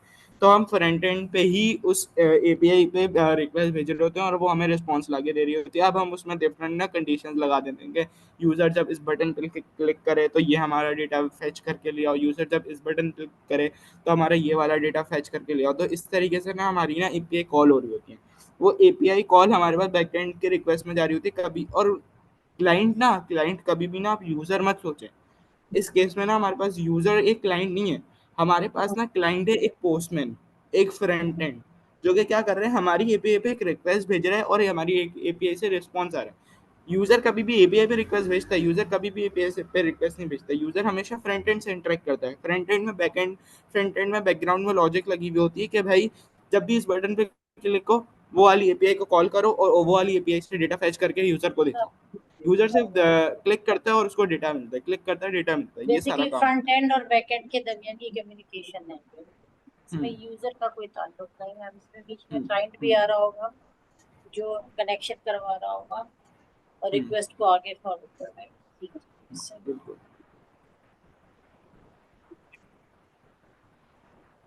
हम्म, अच्छा। सही है, कॉन्ग के बारे में काफी हद तक हमें पढ़ा दिया गया। और ठीक है, जो भी है क्या है। अच्छा, उसके बाद हम एक तो ये चीज़ यूज़ करेंगे, हम अपनी वेबसाइट में ना जो भी हमारे असाइनमेंट मिले ना, तो उसके अंदर हम रैपर के थ्रू हम इसका इस्तेमाल करेंगे। या तो हम कुबरनेट्स का इस्तेमाल करेंगे, उसके ऊपर ऑथेंटिकेशन लगाएंगे, या तो हम कंपोज का इस्तेमाल करेंगे, उसके ऊपर ऑथेंटिकेशन लगाएंगे ना। हमारे पास दो तरीके हैं, ठीक है। लेकिन क्योंकि अभी तक हमने कुबरनेट्स पढ़ी नहीं है और 2-3 दिन में हम कवर नहीं कर सकते कुबरनेट्स, तो हम डायरेक्ट डायरेक्ट कंपोज के अंदर ही ऑथेंटिकेशन एपीआई, बेसिकली ऑथेंटिकेशन सिर्फ ना हमें एपीआई होती है जो हमें प्रोवाइड करता है, ठीक है। तो वो हम ना अपने यूज़र को दे देते हैं। तो यूज़र जब भी आता है मेरे पास, तो मैं चेक कर लेता हूँ कि क्या ये एपीआई इस यूज़र से एग्जिस्ट करती है, तो ठीक है, अदरवाइज नहीं है, क्योंकि कॉन्ग खुद एक डेटाबेस यूज़ करता है पोस्टग्रेस का ना। खैर, तो हम इस तरीके से काम करेंगे ना कॉन्ग में, कॉन्ग का यूज़ करेंगे। और हम यूज़ करेंगे हम अपने, क्योंकि सर्जिया ने जो हमें बताया, प्रोटो बफर का यूज़ करेंगे, जो बेसिकली एक फास्ट वे है अपने डेटा को सीरियलाइज करने का, तो उसका हम यूज़ करेंगे, ठीक है। जैसे मिसाल के तौर पे प्रोटो बफर, 3 तरीके के हमारे पास, 3 से ज़्यादा तरीके की सीरियलाइजेशन होती है ना उसमें। एक तरीका है जेसन, एक तरीका है YAML, और एक तरीका है हमारा प्रोटो बफर का ना, ठीक है। प्रोटो बफर, सीरियलाइज और डी सीरियलाइज, ये दोनों ऑप्शन जो होते हैं, ये between producer to to topic और टॉपिक टू कंज्यूमर, इसके लिए यूज होते हैं ना। मतलब एक साइड से सीरियलाइज होता है, फिर दूसरी साइड से उसको डी सीरियलाइज किया जाता है डाटा को। बिल्कुल ऐसे, इसके अलावा इसका कोई और यूज होता है? बिल्कुल ऐसे ही है हमारी, क्या बोलते हैं, जैसे मिसाल के तौर पे स्कीमा बनाने के लिए हम वेबसाइट्स में ना जेसन का ही यूज़ करते हैं, या जेसन या YAML का। जैसे आपने एपीआईज के तौर पे जो एप्लीकेशन प्रोग्रामिंग इंटरफेस है, उसमें भी जो हमारे डेटा इधर से उधर भेजा जाता है, वो भी एक सीरियलाइजेशन के तौर पे भेजा जाता है। क्योंकि हमारे इंटरनेट को, अब मैं मिसाल के तौर पे अगर मैं इधर से डेटा भेज रहा हूँ, अपने आप को भेज रहा हूँ, अब वेबसाइट मिसाल के तौर पे मेरी कहीं और रखी हुई है ना, ठीक है। मैं उसको, मेरी वेबसाइट को क्या पता, इसको और आसान तरीके से समझते हैं। जैसे मिसाल के तौर पे मेरा एक फ्रंट एंड है, ठीक है, वो कहीं और रखा हुआ है, और मेरा बैक एंड कहीं और रखा हुआ है ना, ठीक है। अब मैंने अपने फ्रंट एंड को रिक्वेस्ट भेजी, तो क्या मैं इस तरीके से भेजूंगा कि भाई, जैसे मिसाल जो हम रिक्वेस्ट भेजते हैं फ्रंट एंड की फैच, जैसे हम करके भेजते हैं ना, तो हम उस वक्त एक काम करते हैं। वो काम ये करते हैं, हम कहते हैं कि भाई, जो हमारा रिक्वेस्ट होती है ना, जो हमारी, जैसे आपको फ्रंट एंड पे याद होगा, हम फैच करते हैं और फिर उसके अंदर अपना यूआरएल बताते हैं कि भाई कहाँ पे रिक्वेस्ट भेजनी है, फिर जो भी हमें भेजना होता है वो हम बॉडी में बता देते हैं ना। तो वो बॉडी, बेसिकली बॉडी के अंदर हम एक चीज लिखते थे, जेसन डॉट इंस्टिंग, वही बेसिकली हमारा सिविलाइजेशन का काम होता था ना। हम क्या करते थे, उसको जेसन में कन्वर्ट करते थे, ठीक है, डेटा को, क्योंकि डेटा हमारा जेसन में जावास्क्रिप्ट के कन्वर्ट ऑब्जेक्ट में, नहीं, जेसन पार्स करते थे, मतलब वो नहीं जेसन वो में जेसन को भेजते हुए डीसीरियलाइज भेजते हुए यूज भेजते हुए करते थे। भेजते हुए हाँ ना, डॉट स्ट्रिंगिफाई करते थे ना, तो हाँ, वो तो वो सीरियलाइज हो जाता था, जेसन में कन्वर्ट कर, सीरियलाइज, हाँ, बफर में सीरियलाइज ही तो कन्वर्ट कह रहा हूँ, होता था। सीरियलाइज ही तो कह रहा हूँ, ठीक है। अच्छा, तो हम इसीलिए तो भेजते थे ताकि हम अपने नेटवर्क को बता सकें कि भाई हमारा जो कार डेटा है वो इस तौर पे आ रहा है, क्योंकि वो जावास्क्रिप्ट के ऑब्जेक्ट या पाइथन की लिस्ट या इस इन चीज़ों को तो नहीं समझता ना। तो इसीलिए हमें ना नेटवर्क को बताना पड़ता है कि भाई उसके मुताबिक उसका डेटा भेजना पड़ता है ताकि वो समझ सके। और फिर उसके पास डेटा, जाहिर सी बात है, सीरियलाइज फॉर्मेट में होता है। तो फिर हमें, अब अगर मिसाल के तौर पर अपने बैकएंड को देना होता है ना, तो बैकएंड को भी जाहिर सी बात है सीरियलाइज डेटा तो नहीं दे सकता ना, क्योंकि उसके पास तो एक पूरी प्रोग्रामिंग लैंग्वेज, एक पूरे कॉन्सेप्ट होते हैं, लिस्ट होती है, जो भी पाइथन के अंदर होता है ना। तो उस वक्त हम क्या करते हैं, डिसरियलाइज कर देते हैं ना उस डेटा को ना। तो फिर हमारा काम हो जाता है ना आसान। इसी तरीके से सारे फॉर्मेट्स में हम इसी इसी को यूज़ करते हैं ना, चाहे हम काफका को यूज़ करें या और भी। अगर मिसाल के तौर पे अपनी नेटवर्किंग की अगर मैं बात करूँ ना, तो हम जो भेज रहे होते हैं ना रिक्वेस्ट वेबसाइट, जैसे मिसाल के तौर पे मैंने एक वेबसाइट लिखी google.com या github.com, तो मेरी github.com पे रिक्वेस्ट कोई ना जाएगी, वो मेरी पूरी आईपी एड्रेस बनेगी बिहाइंड द सीन, वो डीएनएस को मेरी याद होती है ना आईपी एड्रेस, तो वो भी एक ना फॉर्मेट में होके सीरियलाइज होके मेरी रिक्वेस्ट जाती है हमारे क्या कहते हैं उसको आईएसओ पे रिक्वेस्ट जाती है, और फिर वो अपना हमारे वेब ब्राउजर को रिक्वेस्ट देता है, और फिर उधर से फाइल उठ के मेरे पास आती है ना। तो हर तरीके में ना सीरियलाइजेशन डिसरियलाइजेशन का काम हो रही होता है बिहाइंड द सीन ना।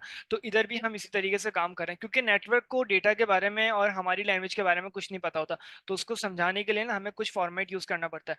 तो उसमें उन फॉर्मेट्स में ना हमारे पास जो सबसे अच्छा फॉर्मेट है ना, जो गूगल भी यूज कर रहा है ना, क्योंकि गूगल ने जब मेरे ख्याल से मैं जो इसकी हिस्ट्री पढ़ रहा था ना प्रोटोबफर की, तो गूगल ने मेरे ख्याल से 2004 में ना इसको इंट्रोड्यूस कराया था, क्योंकि उसका एक लोड इतना आ रहा था, लोड बैलेंसिंग इतनी हो रही थी उसके, जाहिर सी बात है गूगल है, तो उसको फास्ट वे में काम करने का मौका नहीं मिल पा रहा था ना गूगल को। तो उसने फिर ना उस वक्त इंट्रोड्यूस कराया, क्योंकि जो जो प्रोटोबफर का जो कॉन्सेप्ट है ना, प्रोटोबफर यूज करता है अपने अंदर, यूज करता है बाइनरी फॉर्मेट यूज करता है, इसलिए हमारी जितनी भी प्रोग्रामिंग लैंग्वेजेस होती हैं वो इतनी फास्ट कैसे होती हैं, जैसे सी लैंग्वेज है कितनी फास्ट है, पाइथन है कितनी फास्ट है, ये भी पाइथन भी बिहाइंड द सीन ना प्रोटोबफर यानी बाइनरी फॉर्मेट का यूज करती है, इसीलिए हमें ना इतने फास्ट फॉर्मेट में इतने फास्ट तरीके से वो हमारे कोड को कन्वर्ट करती है और हमें टर्मिनल पे यू भी दिखा देती है ना। तो वो भी हमारे कोड को ना, क्योंकि मैंने आपको बताया कि हर जगह ना सिविलाइजेशन का काम होता है, तो हमारा कोड भी ना हमारे टर्मिनल को या हमारे नेटवर्किंग को हमारे नहीं पता होता कोड ना, तो वो क्या करता है उस कोड को ना बाइनरी फॉर्मेट में कन्वर्ट करता है, और फिर हमारे को समझा हमारे को यानी आउटपुट जो भी होता है ना उस फंक्शनलिटी पे पूरा आउटपुट बना के वो हमें देता है ना।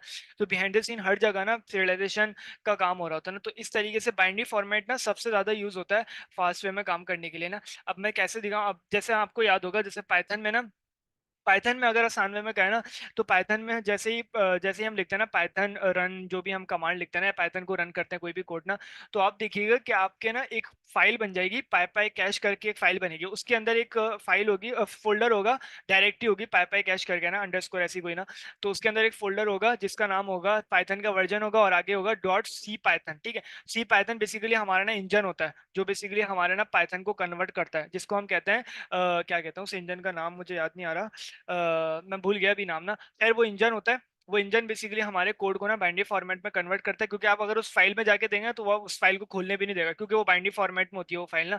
तो इस तरीके से हमारा हर जगह ना बाइनरी फॉर्मेट का काम होता है, और बाइनरी फॉर्मेट इसीलिए ज्यादा यूजफुल और फास्ट है ना, ठीक है। तो हम इधर भी हम इसीलिए ना यूज कर रहे हैं किसको, बाइनरी फॉर्मेट को ना। तो हम क्या करेंगे, हम अपने जो भी डेटा होगा ना उसको हम, जब हम काफका को भेजेंगे ना, क्योंकि हमारे काफका में तीन कॉन्सेप्ट होते हैं, एक होता है कंज्यूमर, एक होता है टॉपिक, होता है प्रोड्यूसर, इसी टॉपिक और प्रोड्यूसर और कंज्यूमर के बीच में हमें अपना पूरी फंक्शनलिटी को कंज्यूम करना होता है, प्रोड्यूस करना होता है, ठीक है।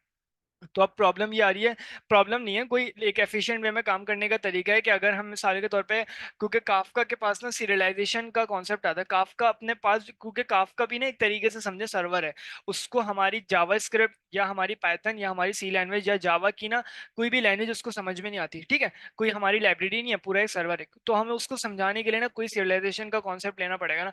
तो हम क्या करते हैं, हम सीरियलाइजेशन के लिए ना हम अभी यूज करेंगे सबसे जो अच्छा है वो क्या है, प्रोटोबफर, ठीक है, प्रोटोबफर। और प्रोटोबफर को यूज करते हुए हम ना अपने डेटा को सीरियलाइज करेंगे, यानी कि जब हम डेटा को भेज रहे होंगे काफका के टॉपिक पे, तो सीरियलाइज कर देंगे, सिर्फ एक दो क्या बोलते हैं लाइनें लिख के सीरियलाइज कर देंगे उस डेटा को, और अब जाएगा वो किसके पास, काफका के टॉपिक्स के पास, तो उसको अब फास्ट वे में काम करने का ना मौका मिल जाएगा अपने इस टॉपिक की सीरियलाइजेशन की वजह से ना। फिर क्या करेगा वो टॉपिक को अपने जो भी आप उस लैंग्वेज को जैसे भी समझता है, वो कंप्यूटर की लैंग्वेज है, जो सी भी लैंग्वेज को जिस तरीके से भी समझता है, उसको समझने के बाद वो क्या करेगा, उसको टॉपिक को जैसे वैसे सीरियलाइज, डेटा जो होगा ना, अब जो कंज्यूमर उसको कंज्यूम कर रहा होगा उस टॉपिक को, तो वो क्या करेगा उस टॉपिक को, जो डेटा होगा ना सीरियलाइज हुआ हुआ डेटा, उसको वो कंज्यूमर को दे देगा। अब कंज्यूमर के अंदर बेसिकली हमारी ना फंक्शनलिटी होती है, चाहे वो हम अपनी फंक्शनलिटी डेटाबेस की करें या ऑर्डर्स की करें या जिससे भी रिलेटेड फंक्शनलिटी करें, वो कंज्यूमर का काम होता है ना। तो उधर कंज्यूमर के अंदर हम मैसेज को कॉल करते हुए ना डिसरियलाइज कर देंगे, इसी तरीके से हमारा सारा काम होगा ना, ठीक है। तो इसलिए हम किसको यूज करेंगे, प्रोटोबफर को यूज करेंगे, ठीक है। किसी का कोई सवाल?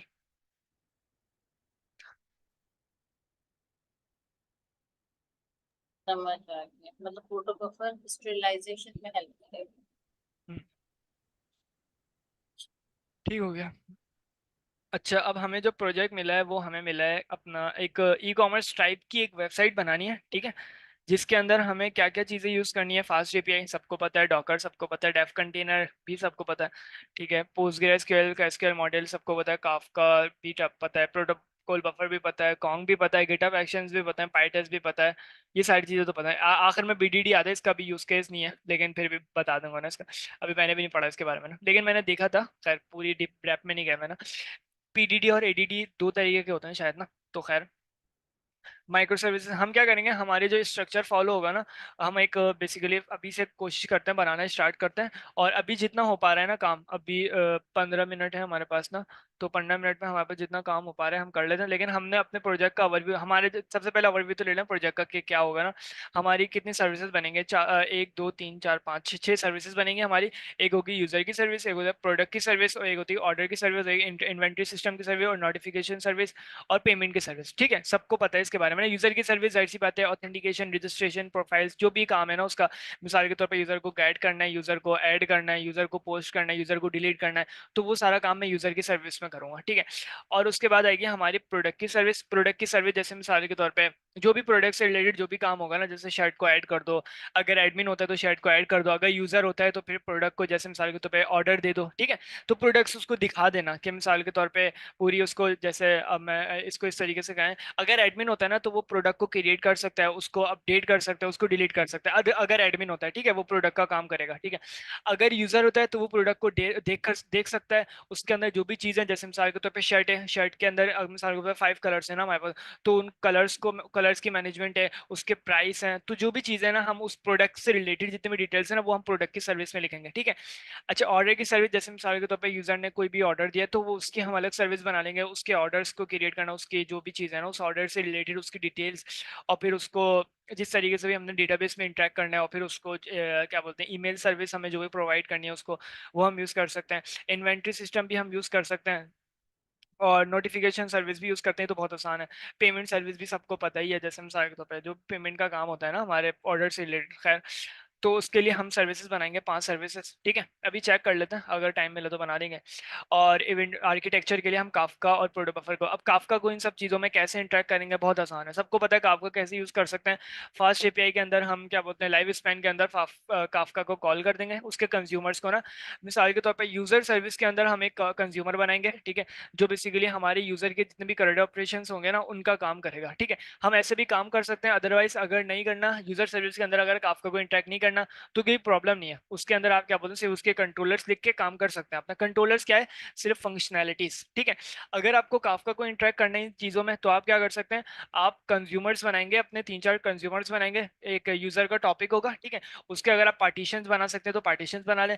अभी सिंपल रखेंगे, हम एक यूजर के टॉपिक्स बनाएंगे, हम यूजर से रिलेटेड जितने भी टॉपिक्स होंगे ना, जैसे यूजर को अपडेट करना है, यूजर को ऐड करना है, तो इसके हम टॉपिक्स बना देंगे। ठीक है, और उससे रिलेटेड हम कंज्यूमर्स बना देंगे। ठीक है, कंज्यूमर्स बेसिकली लाइव स्पैन में कॉल कर देंगे, तो लाइव स्पैन में वॉच करता रहेगा कंज्यूमर ना हमारे टॉपिक्स को। कौन से टॉपिक्स को, यूजर वाले टॉपिक को, जैसे यूजर को ऐड करने वाले टॉपिक को, अगर यूजर ऐड का कंज्यूमर है तो यूजर ऐड करने वाले टॉपिक को वॉच करेगा। ठीक है, इस तरीके से कंज्यूमर्स वॉच करते रहेंगे लाइव स्पैन में। ठीक है, उसके बाद मैं कुछ ना राउट्स बनाऊंगा, राउट्स के अंदर मैं डिफाइन करूंगा कि भाई ये यूजर ऐड का टॉपिक है, ये यूजर पोस्ट का टॉपिक है, ये यूजर डिलीट का टॉपिक है, ये यूजर रीड का टॉपिक है। ठीक है, अच्छा, और हर राउट के अंदर ना मैं प्रोड्यूसर के थ्रू मैसेज प्रोड्यूस कर दूंगा। जैसे मिसाल के तौर पे अगर मेरा कोई राउट आता है, जैसे यूजर मेरी वेबसाइट में आया, तो जाहिर सी बात है मैं यूजर को रीड करना चाहूंगा, मैं यूजर को लूंगा। जैसे मिसाल के तौर पे मैं किसी भी वेबसाइट में आता हूँ, अगर दराज की वेबसाइट पे, तो मुझे सबसे पहले अपनी डिटेल्स मिलती है ना कि भाई आपके इतने ऑर्डर्स हैं, आपसे रिलेटेड जितनी भी चीज़ें, आपका नाम है, आपका ईमेल है, आपके इतने ऑर्डर्स हैं, आपके इतनी पेमेंट्स है, आपके इतने जो भी आपने क्या बोलते हैं अपना आपसे रिलेटेड जितनी भी सर्विसेज है ना, वो आपने क्या बोलते हैं यूजर से रिलेटेड, यूजर से रिलेटेड जो भी डेटाबेस में आपकी इंटरेक्टिविटी हुई है ना, आपकी डिटेल्स जो भी मौजूद हुई है ना, उन सबको यूजर सर्विस के अंदर हम लिख देंगे। ठीक है, तो अब उससे रिलेटेड मैं राउट्स बनाऊंगा और उनके अंदर मैसेज प्रोड्यूस कराते रहूंगा। जैसे यूजर अपडेट होता है, अगर यूजर अपडेट का राउट कॉल होता है तो यूजर अपडेट का मैसेज प्रोड्यूस हो जाएगा।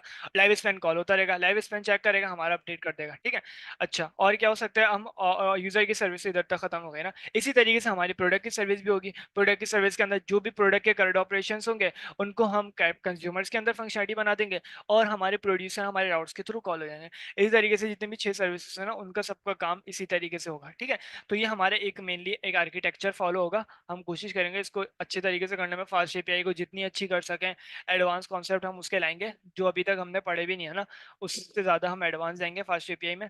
जितने भी हमारे पास 2 3 दिन है ना अभी मंगल तक ना, तो हम कोशिश करेंगे मंगल तक इसको कंप्लीट कर लें। अदरवाइज अगर नहीं भी होया तो कम अज़ कम आधे से ज़्यादा तो हो ही जाएगा। जाएगा ना, तो वो हम कंप्लीट कर लेंगे और फिर इंशाल्लाह देख लेंगे। इस हफ्ते नहीं हो अगले हफ्ते तो हो ही जाएगा कम से कम ना, लेकिन कोशिश करेंगे। अच्छा, तो ये हमारे एक आर्किटेक्चर फॉलो होगा और फिर हम इवेंट ड्रिवन का तो सबको पता चल गया ना। फिर हम अच्छा सीरियलाइजेशन के अंदर ना हम प्रोटो बफर का यूज करेंगे। प्रोटो बफर के अंदर हम क्या करेंगे, हम सबसे पहले अच्छा इसको जब हम इम्प्लीमेंट करेंगे ना, अभी सिर्फ आप समझें कि हम ना एक डेटा को सीरियलाइज कर देंगे, अब एक टू डू को हम सीरियलाइज कर देंगे प्रोटो बफर के फॉर्मेट में, ठीक है। अब कैसे करेंगे, क्या फाइल्स होती हैं वो हम जब जाके देख लेंगे, ठीक है। अच्छा जब उसके हम बाद टू डू को serialize करके ना हम अपने ना उस फॉर्मेट में भेज देंगे, काफका में ना हम स्कीमा रजिस्ट्री लगा देंगे कि हमारा ना इस फॉर्मेट में ना हमारा प्रोटो बफर आ रहा है, और उस प्रोटो बफर को ना हम जब हमारे कंज्यूमर में रिसीव होगा ना तो हम उसको डीसीरियलाइज करके ना अपने डेटाबेस में ऐड करेंगे। ठीक हो गया। उसके बाद हम जाहिर सी बात है डेटा स्टोरेज के लिए हम क्या कहते हैं पोस्टग्रेस का यूज़ करेंगे, ठीक है, जो हमें पता है सबके बारे में। एपीआई गेटवे के लिए हम कॉन्ग का यूज़ करेंगे, ठीक है, राउटिंग को बनाने के लिए और रेट लिमिटिंग जो भी है और क्या बोलते हैं ऑथेंटिकेशन से रिलेटेड जो भी काम है तो वो मैनेज करने के लिए हम एपीआई गेटवे का यूज़ करेंगे, ठीक है। और ठीक है, development time test driven architecture जो भी होगा ना, खैर। अच्छा, और कुछ बताया हुआ है?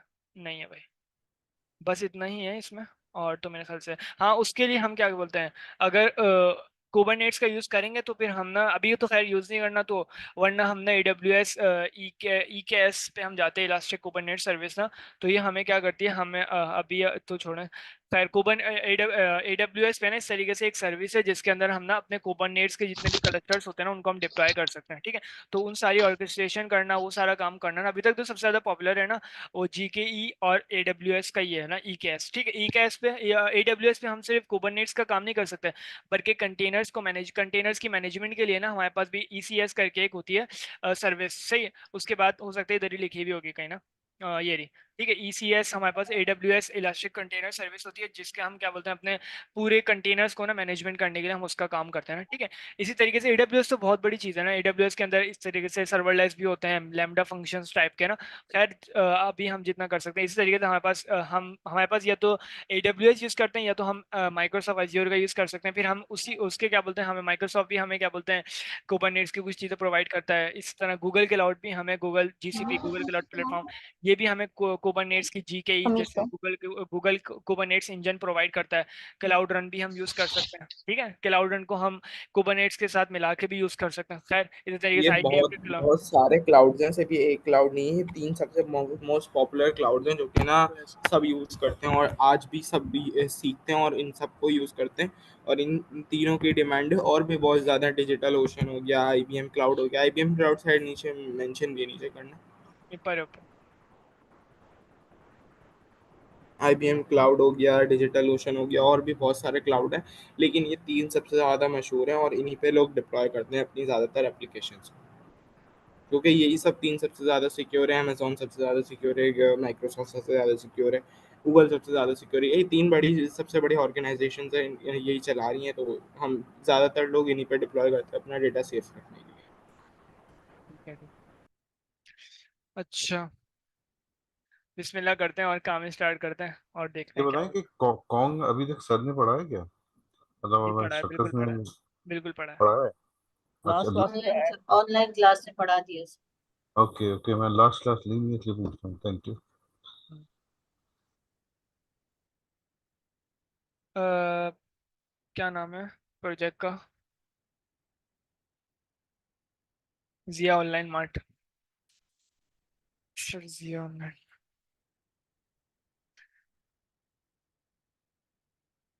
ठीक हो गया। कैसे हो एहसान, अस्सलाम वालेकुम।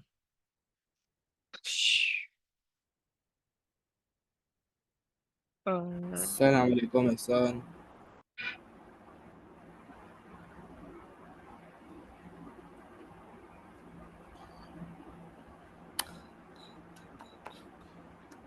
वालेकुम अस्सलाम, क्या हाल है भाइयों? अल्हम्दुलिल्लाह, आप सुना? अल्हम्दुलिल्लाह। अच्छा,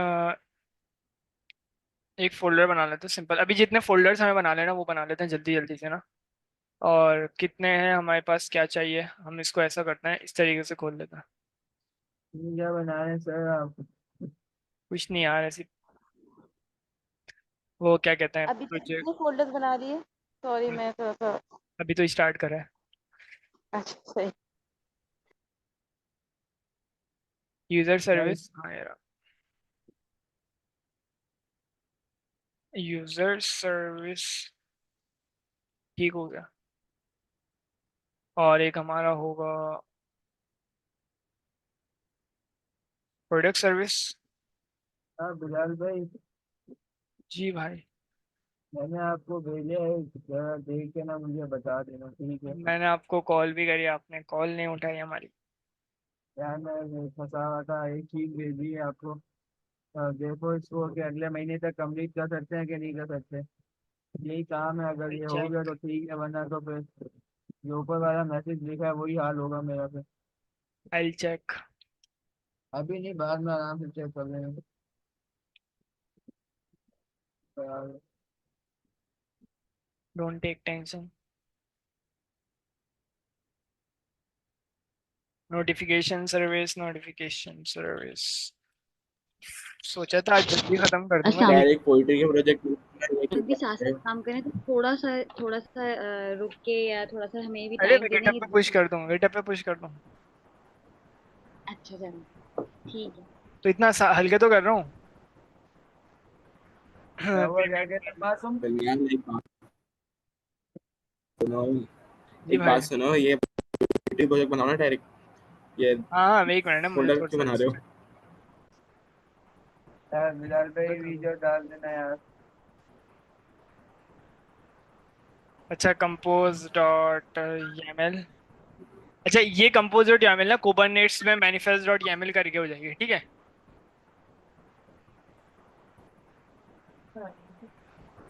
लेकिन केट्स अभी अभी यूज तो नहीं कर नहीं रहे नहीं ना? नहीं नहीं नहीं नहीं, ऐसी बात नहीं।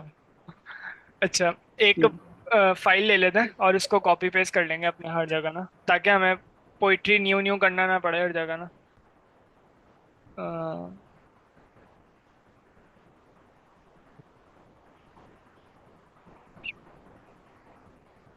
कौन सी फाइल है डेटाबेस वाली, कोई मिल जाए।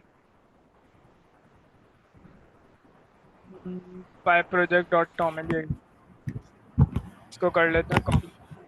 वो डेटाबेस बनाई थी आपने? क्या कह रही है? उसमें डेटाबेस डाली थी आपने? किस में? देखें। अच्छा, हाँ हाँ, सही है, ठीक है। अच्छा, इसका क्या है? पोस्टग्रेस का होगा ना डेटाबेस।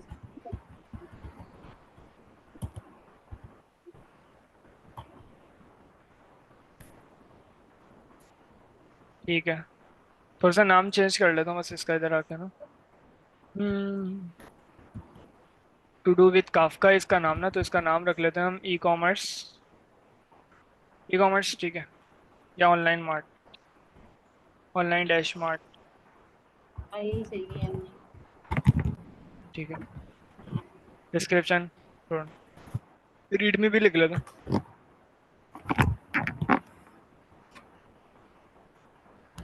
रीडमी डॉट MD,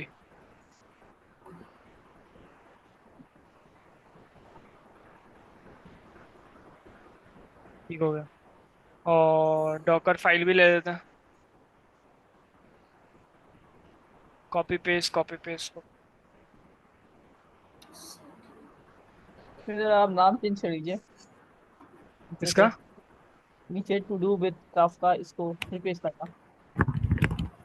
हाँ वो तो जाहिर सी बात CMD को चेंज कर है। ओ लेना। एक मिनट, कहाँ पे, इसमें कह रही हैं आप? हाँ, CMD चेंज होगा ना। बिल्कुल, मैं भी कर लेता हूँ ताकि मुझे हर जगह कॉपी पेस्ट ना। हाँ, आप ठीक है, कह रही हैं। पाइथन ठीक है, एपगेट आ गया। इधर हमें एक और चीज़ ऐड करना पड़ेगी, वो ये कि हमें प्रोटो बफर का कंपाइलर ऐड करना पड़ेगा ना, ठीक है। तो उसकी कमांड हम, प्रोटो बफर का कंपाइलर क्यों यूज होता है, जब हम लिखेंगे ना प्रोटो बफर कंपाइल करेंगे ना जब हम, तो उस वक्त समझ में आ जाएगा ना। अभी कहूँगा फजूल में, फिर समझ में भी नहीं आएगा, फिर कहेंगे क्या हुआ। तो इस वजह से ना जब भी देख लेंगे, स्ट्रक्चर को बनाने अच्छा, के लिए हम जोड़े। हाँ आपने बोलो। ये जो कंपोज डॉट YAML की फाइल, ये भी कॉपी पेस्ट की है या ये बनाई? नहीं अभी आई तो में कुछ भी इंस्टॉल, नहीं, कुछ भी नहीं है इसमें। बस फाइल बना दिए थे, कुछ भी नहीं इसके अंदर, कॉपी ठीक। कॉपी की है। कंपोज डॉट YAML के कह रही हूँ।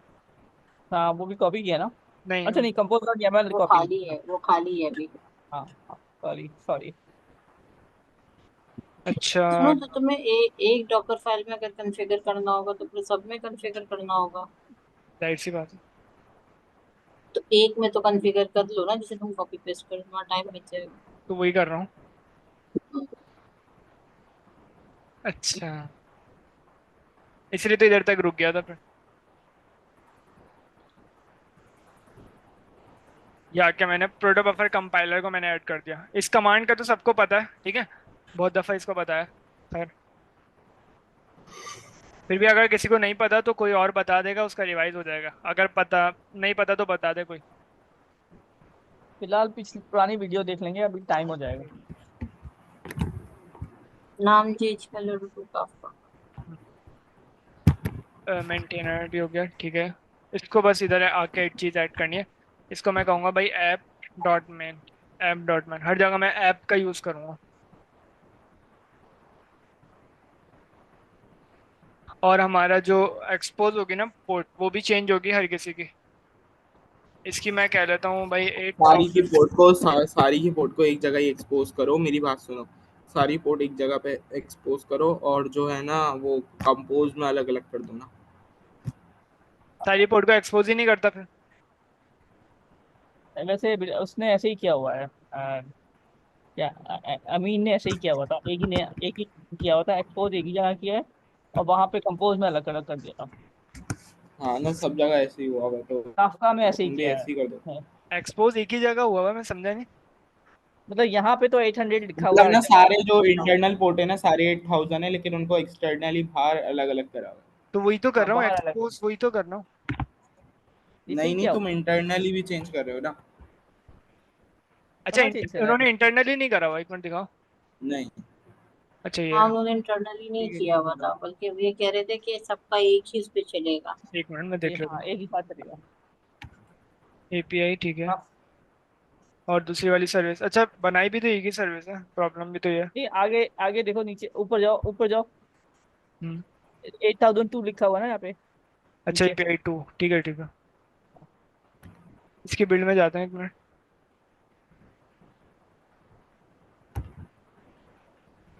क्योंकि इन्होंने बनाई दो ही सर्विस है, ज्यादा तो है नहीं, 2-3। बस ठीक है, फिर तो जरूरत नहीं है। हाँ वैसे हमें एक्सटर्नल भी चलो, ठीक है, कोई प्रॉब्लम नहीं। मैं सर से पूछ दूंगा। मेरे बेस्ट प्रैक्टिस क्या। ऐप डॉट मैन हो गया, ठीक है। इसको कॉपी कर लेते हैं।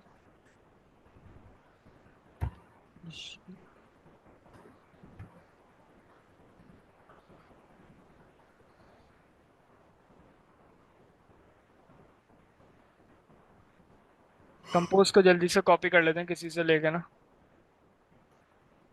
अ, फिलहाल अगर आपकी हिम्मत है तो आप कराएं, और अगर आपको काम करना है तो फिर बाद में। मैंने तो पढ़ना होगा ना, हाँ एग्जाम्स के लिए तो करना है आज। 25 हो जाएगी, इसको 28 को पेपर है। थोड़ा सा स्ट्रक्चर तो बना लें पूरा, फिर देख लेते हैं। ठीक है अपनी कन्वीनियंस देख लें, ठीक है। ठीक है ठीक। अच्छा, कंपोज के अंदर मुझे कितनी सर्विसेज चाहिए? मुझे चाहिए एक दो तीन चार पाँच छः, छः सर्विसेज चाहिए ना मुझे। जल्दी जल्दी से एक सर्विस बनाते हैं, उसको कॉपी पेस्ट करते हैं और फिर आगे बढ़ते हैं। बाकी हमें जो भी फंक्शनैलिटी डिफाइन करना होगी ना, कि भाई इन्वायरमेंट वेरिएबल्स, वो हम बाद में देखेंगे, ठीक है। अच्छा, अभी के लिए वर्जन दे देते हैं, सबसे पहले नेम दे देते हैं कंपोज का ना, ठीक है, जो भी हमारा नाम होता है। नाम हमारा क्या हो जाएगा? अभी के लिए हम रख लेते हैं ई कॉमर्स। होपफुली स्पेलिंग ठीक है। वर्जन होता है इसके अंदर, वर्जन हम दे देते हैं इसको 3.9, सबसे लेटेस्ट वर्जन, ठीक है। और सर्विसेज दे देते हैं।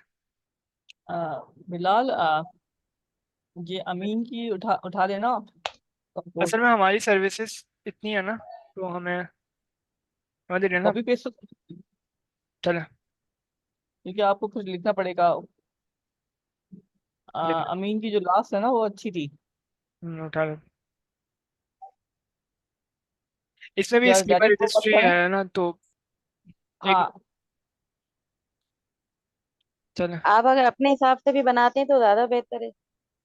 अब टाइम बहुत लगेगा लिखने में, तो रिवाइज हो सोचना जाएगा। पड़ेगा। हाँ लेकिन सोचना हाँ पड़ेगा खुद ना। ही आप खुद बनाएंगे ना तो चीजें आती भी जाएंगी और वो ज्यादा बेहतर होगा ऐसे। मेरे ख्याल में टाइम काफी लगेगा। चले मैं 2:30 बजे मैं आपसे पूछता हूँ, आपको याद है? मुझे इतनी याद नहीं है, जब तो मैं कह रही हूँ। तो इसीलिए तो मैं तो रिवाइज है। बिल्कुल। चले अच्छा, हाँ जिसको याद है वो मुझे बताए, 1 मिनट। सर्विस सर्विस लिखे, पहले सर्विस लिख के दीजिए लिख लिया, ब्रोकर की। लिख लिया। ब्रोकर हाँ क्या? सर्विस लिख के। अब मैं भी तो देख के बताऊंगी, ऐसे नहीं थोड़ी नहीं है। नहीं नहीं नहीं नहीं नहीं नहीं नहीं नहीं, मैं वो नहीं कह रहा ना देखें, लेकिन मैं कह रहा हूँ ब्रोकर तो इधर नहीं है ना, इधर तो हमारे ऐसी सर्विसेज होंगी, तो हमें इस तरीके से नाम हाँ यहाँ लिखना पे पड़ेगा ना। तो सबसे हाँ पहले हमें इन्वेंट्री, इन्वेंट्री की सबसे बनाने, उसमें क्या क्या आएगा। इन्वेंट्री की एक सर्विस हो गई। इसके अंदर बेसिकली हाँ बिल्ड करो, ठीक कह रहा हूँ ना? हाँ हाँ बिल्ड, फिर और नेटवर्क, हाँ कॉन्टेक्स्ट आएगा, कंटेनर नेम आएगा। अच्छा सही है, हाँ बिल्ड। कॉन्टेक्स्ट भी तो आएगा ना। डॉट हाँ स्लैश कॉन्टेक्ट। इन्वेंट्री, हाँ इन्वेंट्री डैश सर्विस, ठीक है। और ये कहाँ पे रखी हुई है, तो हम इसको बताएंगे कि भाई अपने डॉकर फाइल, ओ सॉरी, यहाँ कहाँ पे रखी हुई है, तो ये तो हमने ऊपर बता दिया। हम बताएंगे इसको नाम, क्या नाम है उस फाइल का ना, तो हमारा डॉकर फाइल नाम है उसका। ओके हाँ। जी, डॉकर फाइल हो गया। और कुछ बताने की अभी ज़रूरत, बहुत सारी चीज़ें होती है ना इन अंदर। नेटवर्क। एक मिनट रुको। आर्गुमेंट्स, कॉन्टेक्ट्स बता दिया, Docker file, labels, network, network तो खैर टारगेट भी कोई चीज़ होती है, देख लेंगे इसको ना बाद में, एडवांस जाएंगे हम कंपोज में।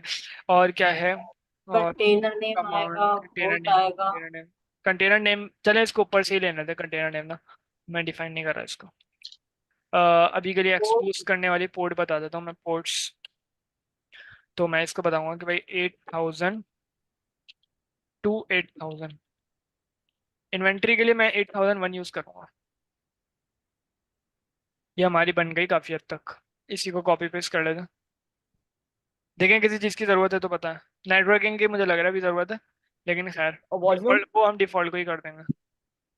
वॉल्यूम वॉल्यूम अच्छा, तो अलग से बताई जाएगी। हाँ वॉल्यूम बता देते हैं, 1 मिनट रुके। वॉल्यूम। अच्छा इन्वेंट्री तो बता दी ना, अब एक और बनानी है, वो किसकी, नोटिफिकेशन की, नोटिफिकेशन, ठीक है।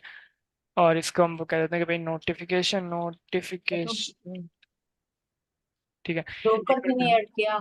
ब्रोकर, ब्रोकर बेसिकली हमारा क्या होगा, ब्रोकर, 1 मिनट, ब्रोकर तो एक सर्विस है ना, सर्विस तो खुद आप सर्विस क्या है। सर्विस सेट करेंगे? तो हमें पोस्ट काफका की है ना, हाँ। वो अभी तो रुक गया, अभी हम ये वाली सर्विस तो होने तो फिर वो करेंगे ना उसमें काम। अच्छा ये मैं 8002 पे कर लूंगा। तभी तो ये बात हो रही थी, एक ही। अच्छा हाँ ठीक है, एक्सपोज तो हो गया। ये इतनी सारी सर्विसेज है ना। ये इन्वेंट्री, सॉरी इंटरनल की पोर्ट बताए थे, यही कह रही हैं आप? हाँ ठीक है, इन्वेंट्री हो गया। अब किसकी ज़रूरत है, अब है ऑर्डर की। ऑर्डर बिल्ड कर दो। तो डिपेंड्स ऑन डालेंगे हम। बिल्कुल, इस बिर, तो 3 कर दो। चलिए। किसी को अरबी आती है? पेमेंट, अरबी पूछ रहा हूँ। पेमेंट। पेमेंट आ गया, और कॉपी पेस्ट कर लेते हैं,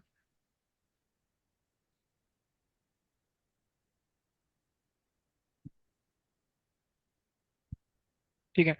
अच्छा 1 मिनट रुके, मैं किसी से दोहराता हूँ ये ना, शान भाई, हाँ शान भाई, इन्वेंट्री सर्विस चेंज करो। जी जी। जी, ये मुझे बताएं ये कमांड्स क्या करती हैं। मुझे नहीं, यानी कि कौन सी सबको गाड़ी पता है। सेल करते हैं? ये क्या बोलते हैं, कोर्स इन्वेंट्री क्या हो रही है, बिल्ड क्या कर रहे हैं। अच्छा ये तो मैंने एक ही दफा चलाया था यार, अभी मुझे रिवाइज करना पड़ेगा। फिर ये कोई ये प्रॉब्लम, एक्चुअली कोई प्रॉब्लम। मैं बता देता हूँ, ये थोड़ा सी सर्विस डिफाइन हो रही है, जितनी फॉर एग्जांपल हमने 6 सर्विसेज ली हैं, सही है, तो इन 6 सर्विसेज के लिए ये कौन कौन सी डॉकर फाइल यूज करेगा, इनके लिए सेपरेट भी हो सकती हैं। यहाँ पे आपने उनके कॉन्टेक्ट बता दिए कि एक्चुअली कॉन्टेक्ट मीन्स कि फाइल कहाँ रखी हुई है, पूरी आपने वो बता दी कि सेम पाथ पे डॉट स्लैश करके जो आपने ऑलरेडी फोल्डर्स बनाए उनको यहाँ पे मतलब मैप कर दिए एक तरीके से। और ये कौन कौन सी पोर्ट्स पे चलेंगी, तो इसकी पोर्ट्स डेफिनेशन भी होगी। अब जैसे ऑर्डर की डिफरेंट सर्विस है, पेमेंट की है, तो इन सब के लिए डिफरेंट बेसिकली पोर्ट्स यूज हो रही होंगी इनको कॉल करने के लिए। और बाकी चीजें आप आगे आने वाले स्टेप्स में डिफाइन करेंगे। बिल्कुल प्रोसीड ऐसे। Thanks, proceed thanks.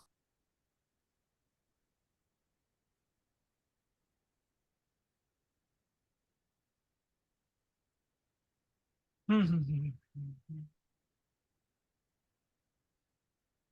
अच्छा, मैंने कहा था कौन की एडवांस है बहुत। नहीं नहीं, मैं कंपोज की भी एडवांस जाना चाह रहा हूँ, थोड़ी सी नई उसकी कमांड्स मिले। उसकी YAML फाइल कह रहे थे सर बहुत एडवांस है कौन की। कौन, हाँ वो तो ठीक है, मैं कंपोज की थोड़ी सी एडवांस जाना चाह रहा हूँ, ताकि मुझे कमांड्स के बारे में थोड़ा सा पता चले।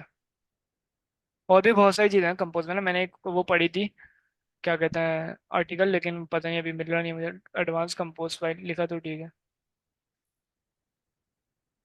एक्सटेंड पे जो एक्सटेंड।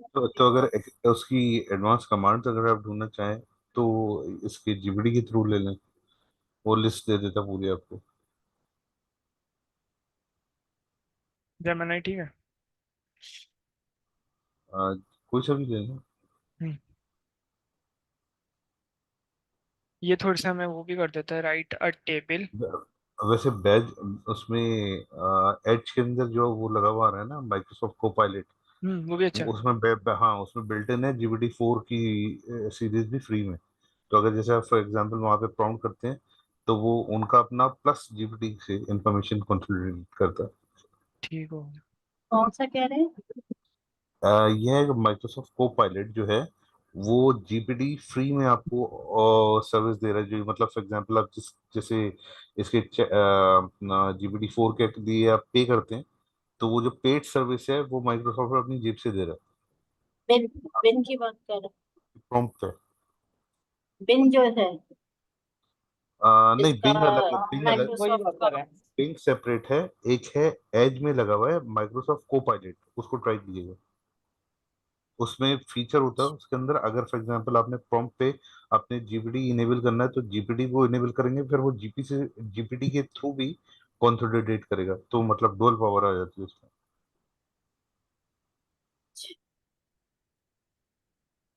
हम्म।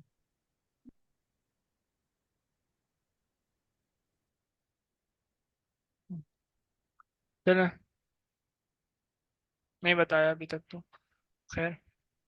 डिपेंड्स ऑन लगा देते हैं इस पे। अच्छा, डिपेंड्स ऑन मेरी क्या बोलते हैं, हर सर्विस किस पे डिपेंड्स करेगी, जाहिर सी बात है मैं उसके अंदर क्या क्या चीज़ें यूज़ करूंगा। मैं अपनी सर्विस के अंदर जो चीज़ें यूज़ करूंगा, सबसे पहले तो मैं यूज़ करूंगा पोस्टग्रेस, तो उस पर तो डिपेंड होनी चाहिए, ठीक है। और मैं यूज़ करूंगा जो मेरी एक सर्विस सारी सर्विस पे डिपेंड होनी चाहिए, तो उनका नाम पता है अपना।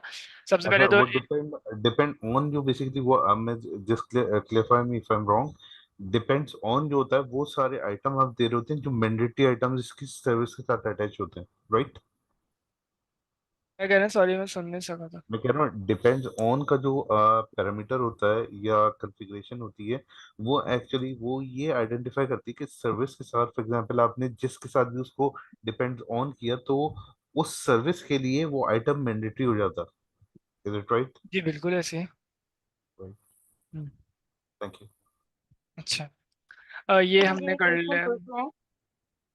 अच्छा, ये ऊपर जो है ना, ये आपने जो वर्जन दिया हुआ है, इसमें मेरे पास जो है ना, वो कह रहा है कि स्ट्रिंग में दो। क्या कह रही है, और ऐसे ये सबसे स्ट्रिंग में ऊपर दो। जो आपने वर्जन डिफरेंट हाँ हो सकता है जी। ये वर्जन सर ने वो कह लास्ट रही है क्लास। स्ट्रिंग में दो, हाँ, वो मेरे पास जब बगैर मैं उसके दे, इसको बगैर उसके दे। बगैर से दे रही हूँ तो वो कह रहा है कि इसको जो है ना आप स्ट्रिंग के अंदर एरर दे रहा है, स्ट्रिंग में दे दे। इनकरेक्ट टाइप वर्जन जबकि आपका एडवांस है वर्जन नहीं नहीं।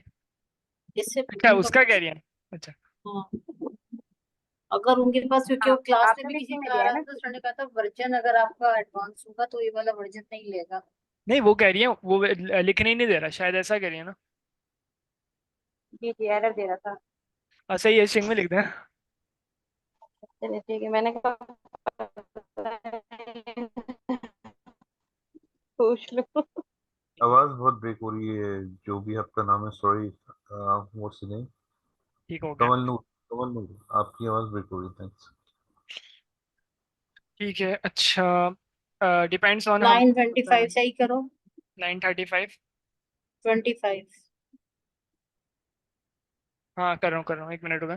अच्छा, डिपेंड्स ऑन मुझे लगाना है बेसिकली किस किस जगह पे लगाना है। जाहिर सी बात है मेरी एक सर्विस जो होगी, जो जितनी भी सर्विस हैं ये सारी सर्विस किसी ना किसी स्ट्रक्चर को फॉलो करेंगी ना। इस स्ट्रक्चर का मतलब ये कि किसी ना किसी डेटाबेस को फॉलो करेंगे ना सारी सर्विस। तो डेटाबेस की जो मैं सर्विस बनाऊंगा वो मैं अगर इनके ऊपर स्प्रेड कराना चाहूंगा तो जाहिर सी बात है सारी सर्विस उस पर डिपेंड करनी चाहिए कि जब तक वो ना चले जब तक इनको नहीं चलाओ, ठीक है। तो अब हम क्या कर सकते हैं, हम डिपेंड्स ऑन लगा देंगे, ठीक है। और हमें किस चीज, एक तो डेटाबेस की जरूरत पड़ेगी और हमें जरूरत पड़ेगी काफका की, क्योंकि जाहिर सी बात है जब तक काफका अपना हो, जब तक के मेरे, जब तक काफका बेसिकली अपनी यानी कॉन्फ़िगरेशन और अपनी इमेज को बिल्ड ना करते और कंटेनर को अपना करते जब तक कि मेरी इन सर्विसेज को नहीं चलाना, ठीक है। तो उसके लिए भी हम कंपोज काफका के ऊपर उसको डिपेंड कराना चाहेंगे ना, ठीक है। तो हमारी अभी तक हमें जो याद आ रहा है हमारी दो सर्विसेज होंगी जो डिपेंड करनी चाहिए सारी हमारी लोकल सर्विसेज के ऊपर ना। लोकल सर्विस का मतलब जो मेरी कोड बेस की जो सर्विसेज है ना, ठीक है। कोड बेस की सर्विस का मतलब ये नोटिफिकेशन सर्विस ये जो है, ठीक है। अच्छा, इन्वेंट्री सर्विस हमारी, ऑर्डर सर्विस हो गई, ऑर्डर सर्विस के बाद पेमेंट की सर्विस है, पेमेंट सर्विस हो गई, ठीक है। अब प्रोडक्ट आ गई है। ठीक है। अच्छा, पेमेंट सर्विस में हम कोशिश करेंगे इतना टाइम तो नहीं होगा, चलो छोड़। प्रोडक्ट सर्विस हो गया, और कर दो उसको, सॉरी क्या करिए। कोड कोड करो उसका। हाँ, बड़ी गौर से देख रही हूँ। अच्छा। हम्म, तुम बीच में उसके लिए चले गए थे। प्रोडक्ट, अच्छा, हम इन सबको डायरेक्ट ब्रोकर पे नहीं डिपेंड करा, काफका तो ब्रोकर होगा वो, इन सब उसी को में डिपेंड, हमारा वही तो करेंगे, है ना। ब्रोकर को इन सब पे डिपेंड कराएंगे। हाँ इन सबको तो ब्रोकर पे नहीं करा सकते ना, वरना ये हाँ, पहले चल जाएंगे और लाइफ स्पैन पहले चल जाएगा और काफका कभी चलेगा सही ही नहीं, है, तो वो बोलेगा कंज्यूमर क्या कर रहा सही है, कंज्यूमर को बॉडी सही, सर्वर नहीं मिलेगा। समझ गई। Product product product product service, ठीक हो गया। 880 नहीं लेकिन काफका के आइटम को तो यहाँ यूज नहीं करते ना मैपिंग के लिए, यानी डिपेंड्स है, करते हैं बिल्कुल, यहाँ पे करते हैं। ओके डिपेंड्स हाँ ऑन में तो कर फिर दे, ओके। करना चाहिए। नहीं वो तो बेसिकली कोड्स में मेंशन करते हैं, जैसे मैंने सर की फाइल में भी चेक किया था, तो उन्होंने यहाँ पे कंपोज में तो कोई डायरेक्शन नहीं दी थी, एक्चुअली देख उन्होंने ले, कोड्स में उसे पेमेंट सारा दोबारा बना, करवाई, देखेंगे अगर आप। नहीं डिपेंड कराया ना ब्रोकर के ऊपर, यहाँ पर भी नीचे कराया हुआ है देख ले। कि चेक करें चेक करें चेक करें। नीचे था यूआई पे कराया, यहाँ हाँ, पोस्टग्रेस काफका यूआई पे कराया, इस पे नहीं कराया, लेकिन खैर कराना इस तो पे नहीं वो कराया। वैसे ये बनता तो तो है, माइंड मैपिंग अगर करें। नहीं इट्स ओके मैं सिर्फ ये पॉसिबिलिटीज आपसे इस डिस्कस पे कर रहा हूँ इन्होंने कि वॉल्यूम्स को करा इन्होंने दिया। इन्होंने बाय कोड्स जो है सारी चीजें हैंडल की हैं, मेरा कहने का मकसद ये है सर। नहीं, वैसे अगर कहें तो ना कराएं तो फिर प्रॉब्लम वो आ सकती है ना कि काफका पहले रन नहीं आप होगा ले अगर लें, मेरा कोड पहले आप रन हो ब्रदर, जाए। मैं ये कह रहा हूँ आप ले लें, इट्स ओके।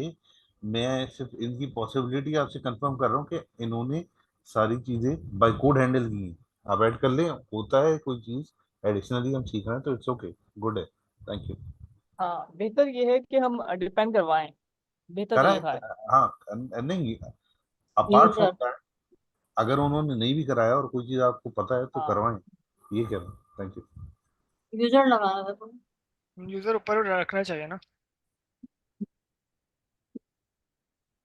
अरे यार अब इसकी पोस्ट चेंज करो, 1 2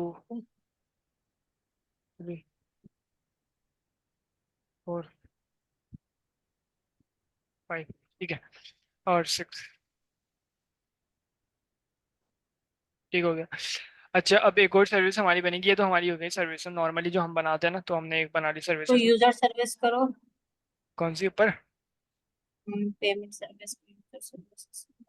ठीक है, थैंक यू। अब ले आते हैं अपनी, क्या बोलते हैं, सबसे पहले हमें लानी है पोस्टग्रेस की, पोस्टग्रेस के बाद हमें लानी है किसकी, काफका की, और बस, ठीक है। काफका यूआई भी लानी है ना, ठीक है। तो अभी पोस्टग्रेस के लिए आते हैं, तो इसको हम नाम दे देते हैं डेटाबेस, डीबी डेटाबेस नाम दे देते हैं। डेटाबेस आ गया, और डेटाबेस के अंदर हम जो इमेज लेंगे, इमेज हम क्यों लिख रहे हैं कोई बताएगा, मैं बिल्ड क्यों नहीं लिख रहा इधर। आपकी जो पोस्टग्रेस है ही, हम इमेज देते हैं ना पोस्टग्रेस की, नहीं तो पीजी एडमिन चलाने के लिए। नहीं नहीं, बिल्ड क्यों नहीं लिख रहा इधर। वो तो बिल्ड है ना। ऑलरेडी भेज हुई बिल्ड तो थी, आप बिना रन बफर टाइम पे की। कॉल करा लेंगे ना, यहाँ पे आप इमेज करते हैं और बिल्ड आप रन टाइम पे कॉल कराते हैं, तो वो इस इमेज को यूज करते हुए एग्जीक्यूट होता है, इज इट राइट? नहीं, बिल्ड का या मतलब ये होता मतलब है कि मेरा अर्थ बिल्ड का मतलब तो आप इमेज बिल्ड करवा रहे हैं। और वो तो बिल्ड हुई हुई मिल रही है, बिल्ड हुई हुई है पहले से ना, हाँ तो बिल्डिंग उस हुई हाँ हुई बिल्ड है। वो हुई तो हुई इमेज बिल्ड को हुई हुई मंगवाने के लिए हम इमेज का यूज करेंगे। है एग्जैक्टली, और हमारी ऑलरेडी डॉकर फाइल में भी तो बिल्ड हुई हुई होगी। हम्म यानी पोस्टग्रेस की इमेज पहले से बिल्ड हुई हुई रखी हुई है डॉकर हब पे, और हम उसको मंगवाने के लिए हम यूज करेंगे इमेज का। अगर मेरी ये वाली इमेज, ये प्रोडक्ट सर्विस की इमेज पहले से बिल्ड हुई हुई होती और डॉकर हब पे रखी हुई होती, रजिस्ट्री में होती, वो भी हम करा सकते हैं रेपोजिटरी बना के ना, ये तो ये फिर हम मेरा क्या कहने करते का हैं इमेज। मकसद है, मेरा कहने का मकसद यही है कि जैसे इमेज को आप, इमेज तो आपको ऑलरेडी बना हुआ ही होगा ना आपके पास, और हम्म यानी अगर कंटेनर के लिए भी यूज कर रहे हैं तो इमेज आपके पास कहीं ना कहीं बना हुआ है, तो इसी तरीके से जो बना हुआ इमेज है वो आप यहाँ पे कॉल करा रहे हैं। ठीक सही है है। इटसेल्फ जब फॉर एग्जांपल जो बिल्डिंग अगर आपने सेपरेटली या रिबिल्ड कराना हो, तो जब आप कमांड एग्जीक्यूट कर सकते हैं, कर रहे होते हैं कि उसको अप करो, तो वहां पे आप लिख देते हैं डैश डैश रिबिल्ड। रिबिल्ड का मतलब जाके जो भी इसकी बिल्ड बनी है उसको दोबारा बना दो। Got it? हम्म कंटेनर नेम ही रखेंगे। कंटेनर नेम, हाँ ठीक है, पोस्टग्रेस कंटेनर रख सकते। ठीक है, और किसी चीज की जरूरत नहीं, साकवी ठीक है आपने। Right. एक मिनट, बल्कि मैंने सही से सुना नहीं, मैं नहीं राहिला ओके, बाजी। गुड गुड गुड, ये आएगा ना, स्टेप आएगा तो तो सही मैं क्या है, कंफर्म करके कहते कि बताऊंगा। सही चल रिबिल्ड रहा की है। ठीक। कमांड लगा देंगे, सही कह रहे थे। हाँ इस पे 2 दिन तो से मैंने जरा काम किया, तो इस वजह से सेम स्टेप पे मैं फंसा था। ठीक होगा, इंशाल्लाह नेक्स्ट आएगा तो मैं आपको उस पर क्लियरिफाई कर दूंगा। ठीक होगा। अच्छा, ठीक है। वॉल्यूम ये ऐड हुआ, पोस्टग्रेस हो गया, क्या कह रही हैं आप। वॉल्यूम लिख लीजिए। हाँ एक मिनट रुका, मैं थोड़ा सा इसको अच्छे से स्ट्रक्चर डिफाइन कर दूं इसका।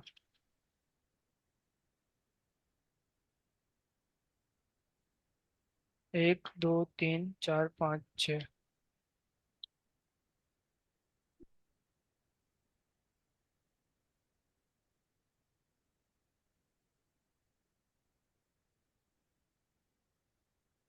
आप एक ही पूरा बना के भी उसको कॉपी कर सकते हैं, और फिर जा जाके जिस लाइन पे आप पेस्ट करेंगे तो वो आपके सेग्रीगेटर्स बन जाएंगे।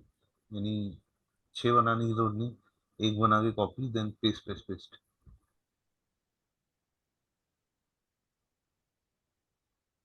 हम्म ऐसा। ठीक।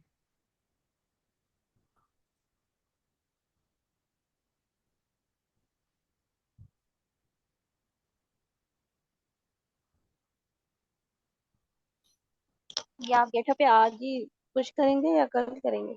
अभी कर दूं। ठीक अच्छा। है। सिस्टर आप सोएंगे भी तो आप सुबह ही मिलेगा ना। ठीक है ठीक है। हाँ तो फजर में भी तो काम कर सकते हैं ना। क्या बात। अच्छा, ब्रोकर हो गया हमारा, इसका नाम चेंज कर देते हैं ब्रोकर का ना, इसका मैं रख देता हूँ नाम काफका, या तो फिर काफका लगते हैं, हाँ ये बहुत ज्यादा ब्रोकर हो गया है। ब्रोकर इधर भी ब्रोकर, इधर भी ब्रोकर, है ना। अच्छा, और एक और रह गई हमारे पास, काफका यूआई की रह गई, ठीक है। तो काफका यूआई को भी उठा के लिया था। इन कमांड्स को रीड करने की जरूरत तो नहीं है मेरे ख्याल से। बिल्कुल बिल्कुल रीड करने की जरूरत नहीं है। नहीं, काफका इससे कॉन्फ्लिक्ट तो नहीं करेगा नाम? कौन से, किससे। आपका यूआई किसी और अलग है, काफका यूआई कर दे, हाँ। वो अभी है क्योंकि वो ही वो है, यूआई वो बनता ही काफका हैगा, यूआई। नहीं वो हैगा, काफका यूआई एक और अलग है।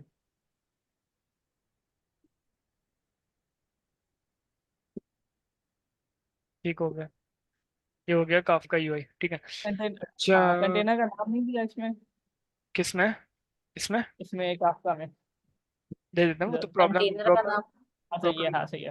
ये हाँ जरूरी नहीं है कंटेनर का नाम नहीं, देना, लेकिन फिर भी चले, मैं हाँ सब लेकिन में दे दे देना दूंगा, मैं बाद में दे दूंगा सब में ना। तो वो डिफॉल्ट में आ जाए, अगर नहीं भी देंगे तो डिफॉल्ट में आ जाएगा ना वो। हाँ वो खुद तो ही हाँ है, बना लेकिन वो देगा ढूंढना कंटेनर जरा का लेकिन नाम। मुश्किल हो जाता है। प्रैक्टिस प्रैक्टिस फिर अच्छी रहती है ना, खैर नहीं वो इट्स मैं दे ओके, दूंगा। इट्स ओके बस। अच्छा, मेरी ये काफका पे डिपेंड करती है, तो काफका लिख देता हूँ। बाकी पैरामीटर्स के लिए तो हम पुरानी नेटवर्क भी वीडियो डालना वीडियो है, देखेंगे, राइट राहिला भाजी। क्या कह रहे हैं, मैं सुना नहीं पाई। मैं कह रहा हूँ नेटवर्क डाल पैरामीटर, दिया। कॉन्फ़िगरेशन पैरामीटर्स के लिए तो हम पुरानी वीडियो देखेंगे, राइट। हाँ अच्छा मेरे ख्याल में इसको अभी बताएंगे ना तो पूरा टाइम निकल जाएगा। नहीं बिल्कुल और सही, बिल्कुल सही, बिल्कुल ग्रेट। हाँ क्योंकि वो करा रहे हैं, अच्छा, यही बड़ी बात है, उनका नहीं एग्जाम है बिल्कुल, उसके बाद। नहीं बिल्कुल सही। और 1 बजे के बाद 1 2 7 हो रहे हैं तो हम 1 घंटा 7 मिनट ऊपर भी है टाइम से। नहीं मतलब बिलाल की बड़ी बात है कि वो उनका सही इंटर का बात, एग्जाम है और वो करा रहे हैं। बेशक बेशक। हाँ हम आपस में हाँ, कुछ फिलहाल नेटवर्क मुझे नहीं वही डालेंगे, पूछना था। सर क्या कह रही है, क्या कह रहे हैं, नेटवर्क क्या कहाँ पे डाला हुआ था? नीचे नेट। अच्छा वो हाँ, उस पे टॉप फाइल टूल पे, हाँ वो मैं डाल दूंगा अभी ना, एक मिनट रुक जाए। अच्छा, पहले डिप, जी बोलिए।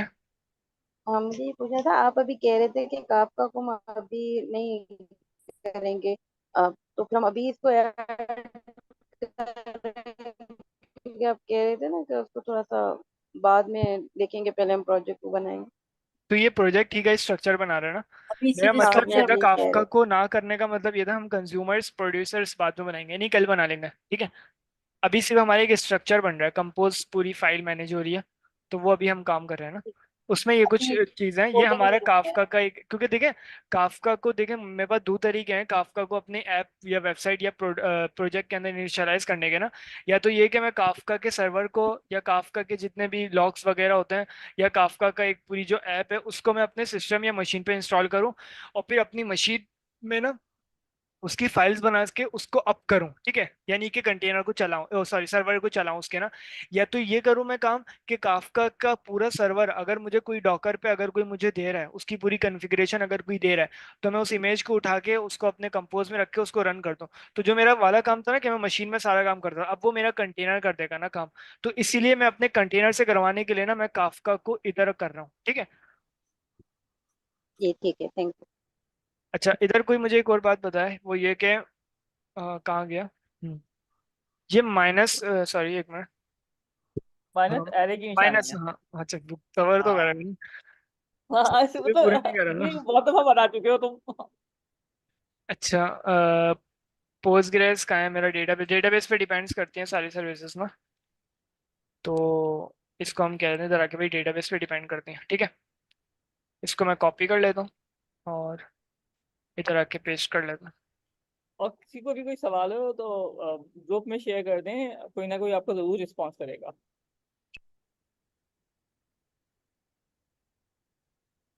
डिपेंड्स ऑन,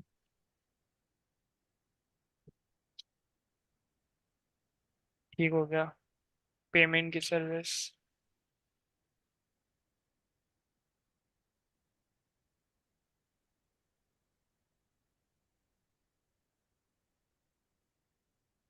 प्रोडक्ट की सर्विस, अरे यार एक तो मैं इतना बार बार क्यों कर रहा हूँ ठीक है।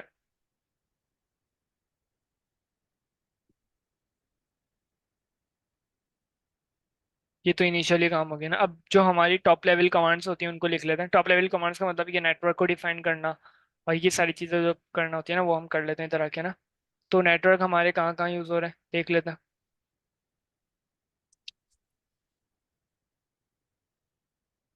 हम्म, एक तो हमें इधर यूज़ करना है, इधर यूज़ करना है, इधर यूज़ करना है। नेटवर्क तो डिफॉल्ट में ब्रिज ही आएगा ना इनमें। हाँ लेकिन उस कंटेनर को असाइन करने के लिए ना सारे सारे, वरना उसको पोर्ट्स जब हम अभी अभी ये प्रॉब्लम नहीं आएगी फेस ना, जब मिसाल के तौर पे जैसे मेरे जब काफका जब रन हो रहा होगा ना और मेरा मिसाल के तौर पे जो कॉन्ग जब रन हो रहा होगा ना, अपने उसका कॉन्ग को ना नेटवर्क चाहिए होता है, जो वो नेटवर्क प्रोवाइड करता है ना वो चाहता है कि भाई वही नेटवर्क ना सबके पास हो ताकि मैं उस सर्विसेज को ना अपने साथ कनेक्ट कर सकूं, ठीक है। जैसे मिसाल के तौर पे कॉन्ग एक नेटवर्क प्रोवाइड करेगा, वो चाहेगा कि भाई मेरा जो नेटवर्क है ना यही सबके पास होना चाहिए, अदरवाइज मैं उससे रब्ता नहीं कर सकता, क्योंकि सर्विसेज को भी तो बताना पड़ेगा ना कि आप नेटवर्क से रब्ता करें, जब तक उन दोनों का कनेक्शन नहीं होगा जब तक आपस में रब्ता नहीं कर सकते। तो जो हम नेटवर्क को प्रोवाइड करेंगे, जो हम लॉकॉन को प्रोवाइड करेंगे ना नेटवर्क, वही हम इसको भी प्रोवाइड करेंगे नेटवर्क, ठीक है। तो खैर अभी मैं नहीं बना रहा, लेकिन हमें उस वक्त जरूरत पड़ेगी जब हम कॉन्ग की कंपोज फाइल बनाएंगे ना या कॉपी पेस्ट करेंगे, उसको जब हम समझेंगे ना, तो अभी के लिए हम सिर्फ ना उसको समझ लेते हैं सर्किल से ही, बाकी यार हम कल। कॉन्ग की इतनी कॉम्प्लिकेशन नहीं है, मतलब मुझे नहीं हम्म पड़ता कि कितनी डीप में इन्होंने पढ़ा है।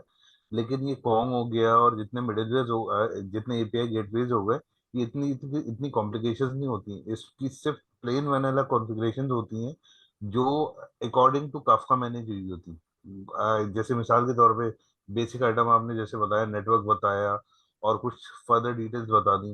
यानी जिन कंपनीज में ज्यादा बहुत हजारों की तादाद में जो है ये एपीआई बनी होती है ना, उनकी क्लासिफाइड मैनेजमेंट और सिंप्लीफिकेशन के लिए बना होता है, राइट। उसका इतना बड़ा रोल नहीं है। अच्छा, सर ने बूटस्ट्रैप वगैरह जो डाला है, ये उसके अकाउंट के चक्कर में डाला हुआ है?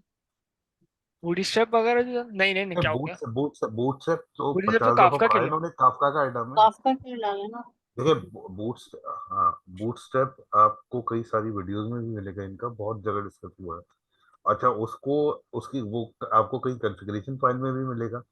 बूटस्ट्रैप की बेस्ट डेफिनेशन आपको मिल जाएगी, काफका के सर ने गाइड सेंड की है, क्लासिकल गाइड है।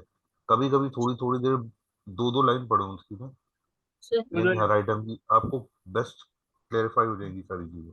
ठीक है। अच्छा, ये तो हमने देख लिया कि एक हमने स्ट्रक्चर तो डिफाइन कर लिया ना, अब इसके अंदर क्या करना है, जल्दी जल्दी से ना एक फोल्डर बना लेते हैं। ऐप का फोल्डर होगा, ठीक है। और इसी को कर लेते हैं, इसके अंदर हमारी होगी main.py। नहीं नहीं, ठीक है, main.py। Copy copy copy copy. लाल एक मेन का स्ट्रक्चर बना लो, फिर कॉपी करो, फिर वही चीजें दोबारा दोबारा करनी पड़ेंगी। ओहो, फॉरगेट। हाँ हाँ, जैसे डिपेंड ऑन भी तुमने बार बार ऐड किया है, एक का स्ट्रक्चर बना लो। चलें, ठीक है। अच्छा, मॉडल्स क्या सबसे पहले ऐप के अंदर हमें यानी कि अपने प्रोजेक्ट के अंदर किस किस चीज़ की ज़रूरत होगी ना। एक तो डेटाबेस की ज़रूरत होगी। डेटाबेस के लिए हम डेटाबेस की इंटरेक्टिविटी कराने के लिए हम किसका यूज़ करेंगे? पोस्टग्रेस का यूज़ करेंगे। पोस्टग्रेस से इंटरेक्टिविटी करानी है तो उसके लिए हम जाहिर सी बात है पोस्टग्रेस की जितनी भी कनेक्शन स्ट्रिंग होती है, कनेक्शन स्ट्रिंग का मतलब ये कि जो हमारे कोड बेस को पोस्टग्रेस से कनेक्ट कराने के लिए जो हमारे पास स्ट्रिंग होती है ना बीच में, उसको हम कहते हैं, उस स्ट्रिंग के अंदर बेसिकली हमारी ना कन्फिग्रेशन होती है कि हमारे पोस्टग्रेस के डेटाबेस का क्या नाम है, हमारा क्या नाम है, हमारा पासवर्ड क्या है उस डेटाबेस का। तो वो कनेक्शन स्ट्रिंग भी हम रखेंगे ना हर डेटा, हाँ, हर सर्विस की जाहिर सी बात है अपनी अपनी होगी। हर सर्विस की एक भी हो सकती है, हर सर्विस की अपनी अपनी भी हो सकती है। अपनी अपनी का मतलब हर सर्विस का अपना अपना डेटाबेस भी हो सकता है, ठीक है। अभी के लिए वो एक ही होगा तो मैं ENV बना लेता हूँ। अब दो एक तरीके ही हैं। हो जाएगी। हम्म दो तरीके हैं ENV बनाने के ना, या तो ये कि मैं एक कंपोज के स्ट्रक्चर के ऊपर ENV बना दूं, या तो मैं ENV को ना अपने क्या कहते हैं उसमें बना दूं, किसमें, हर सर्विस के अंदर बना दूं ना ENV को ना। तो ठीक है, हमने जो स्ट्रक्चर सही लगा है वो लगा है, हम ना क्या बोलते हैं हर ENV, हर सर्विस के अंदर अपने अपने अलग अलग ENV बनाएंगे ना। क्यों बनाएंगे? क्योंकि देखिए हर सर्विस ना अपने अपने एक सर्वर पे रन हो रही होगी, और अगर उसको ENV की फाइल ना मिली उसके सर्वर के उसके यानी कि इन्वायरमेंट के अंदर ना, तो जाहिर सी बात है वो प्रॉब्लम क्रिएट करने लग जाए कि भाई, क्योंकि मैं जब मैं किसी सर्विस को रन करूंगा तो वो अपने एक इन्वायरमेंट पे रन होगी, और उसको अगर उस इन्वायरमेंट पे ENV की फाइल नहीं मिली तो जाहिर सी बात है वो तो प्रॉब्लम क्रिएट कर देगा ना उसका कोड, क्योंकि मैंने अपने कोड को इस तरीके से डिफाइन किया हुआ होगा कि भाई ENV से लो कोड, ENV से लो कनेक्शन स्ट्रिंग, और कनेक्शन स्ट्रिंग होगा ही नहीं यानी कि ENV नहीं है। तो इसीलिए मैं ना हर सर्विस की अपनी अपनी एक ENV बनाऊंगा, ठीक है। डॉट तो हम ENV अगर सिंगल बनाते हैं तो भी तो हम इंपोर्ट करा सकते हैं। कहाँ नहीं कराएंगे? नहीं, अगर एक प्रोसेस बंद नहीं, ये होगी, बेस्ट बेस्ट अगर हम एक प्रैक्टिस है। सेटिंग प्रोसेस पे बंद होगी। कॉन्फ़िगर कर लें। देखिए ये एक अच्छी अच्छा अच्छा इसका ये एक अच्छा एडवांटेज मिलेगा। यही प्रोजेक्ट जो आप बना रही है ना, ये आगे जाके कई तरीके से आप यूज कर सकेंगी। बिलाल, एक ENV लिख लो, फिर उसको कॉपी करो ना। ENV तो एक नहीं ही तो अभी मतलब अभी डेटाबेस का नाम नहीं पता ना, अभी के लिए सिर्फ फोल्डर नहीं, स्ट्रक्चर सबके बनाने के डेटाबेस लिए अलग काम कर रहा रखोगे? हूँ। नहीं नहीं, सबके सर डेटाबेस सर अलग मर्जी है, रखोगे? मर्जी है, मर्जी है, लग सकता है अलग। अच्छा बस, हाँ, लेकिन सर का अगर नाम ले लो तो सर का नाम ले लें, नहीं कोई मतलब सर का प्रॉब्लम। ही URL अब यूज भाई कर लो। डेटाबेस अगर सर का यूज कर रहे हैं तो फिर हाँ, सर का यूज कर नहीं तो लो। एक आप उसका रेप्लिका भी बना सकते हैं ना, डेटाबेस का अपने नाम से, एक अपनी आईडी पे उसका रेप्लिका बना लो हम्म एक्सट्रैक्शन कब करके। तक सर का यूज अरे करते बस हैं? मैं नहीं मैं चलिए अब अब हाँ, मैंने बेसिक बहुत बात यूज ये भी कराया है। बेसिक बात ये भी है, और दूसरा ये कि अच्छा है कि जब कर ही रहे हैं तो 10 मिनट का काम है, अपना बना लेते हैं डेटाबेस। हम्म ठीक है। समझ रहे हैं? अच्छा, ओवर टू यू। ठीक है, ठीक है। और एक ऐप के अंदर हमारे पास क्या होगा, setting.py की फाइल होगी जो हर हर उसमें होगी, या हर उसका मतलब हर ये कि सर्विस में बनानी पड़ेगी। क्योंकि हर सर्विस में डेटाबेस की कनेक्टिविटी तो चाहिए ना, तो सबकी है, हर सबकी सर्विस के अपने कॉन्फ़िगरेशन अपने। अलग होगी। तो मैं या तो मैं ये कि एक फोल्डर बनाऊं उसके अंदर अपने डेटाबेस की, चलें इसको हम कल कर लेंगे, अगर अभी हम के लिए हम एक मेन काउंट फोल्डर कुछ। बना के उसमें ENV और सेटिंग कॉन्फ़िगर रखे, हम उसको ही कॉल करेंगे। क्या कह रही? नहीं, एक अगर एक स्टॉप हुई तो सब स्टॉप होंगी, तो हम हर एक में अलग अलग सेटिंग देंगे और इन्वायरमेंट देंगे। तो उससे ये देखिए होगा कि इससे अगर इससे एक आगे आपको, एक आप बिल्कुल सही कह रही हैं राइला। मैं इनकी बात को थोड़ा सा आगे लेके चलता हूँ कि आगे जब आप प्रोजेक्ट इसी को तो ही सीधे अगर देंगे, यूज करती है ना, इसलिए कर रहे हैं। तो उसकी बड़ी मतलब आपके हाथ में बेहतरीन कंट्रोल आ जाएगा। ये क्योंकि अभी अभी मेरा एक इंटरेक्शन हुआ था एक प्रोजेक्ट से, बिलाल जानते हैं उसको, बिलाल मैं इमेज प्रोसेसिंग वाली बता रहा हूँ। तो उसकी यानी उस प्रोजेक्ट को करने के बाद यानी समझे कि चारों तरफ रोशन हो गए कि मतलब क्या क्या फ्लेक्सिबिलिटी सिस्टम में चाहिए होती है।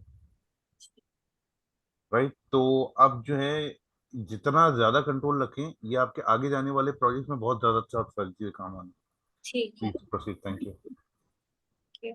ठीक होगा। अच्छा, और सेटिंग डॉट पी वाई की फाइल बना लेता,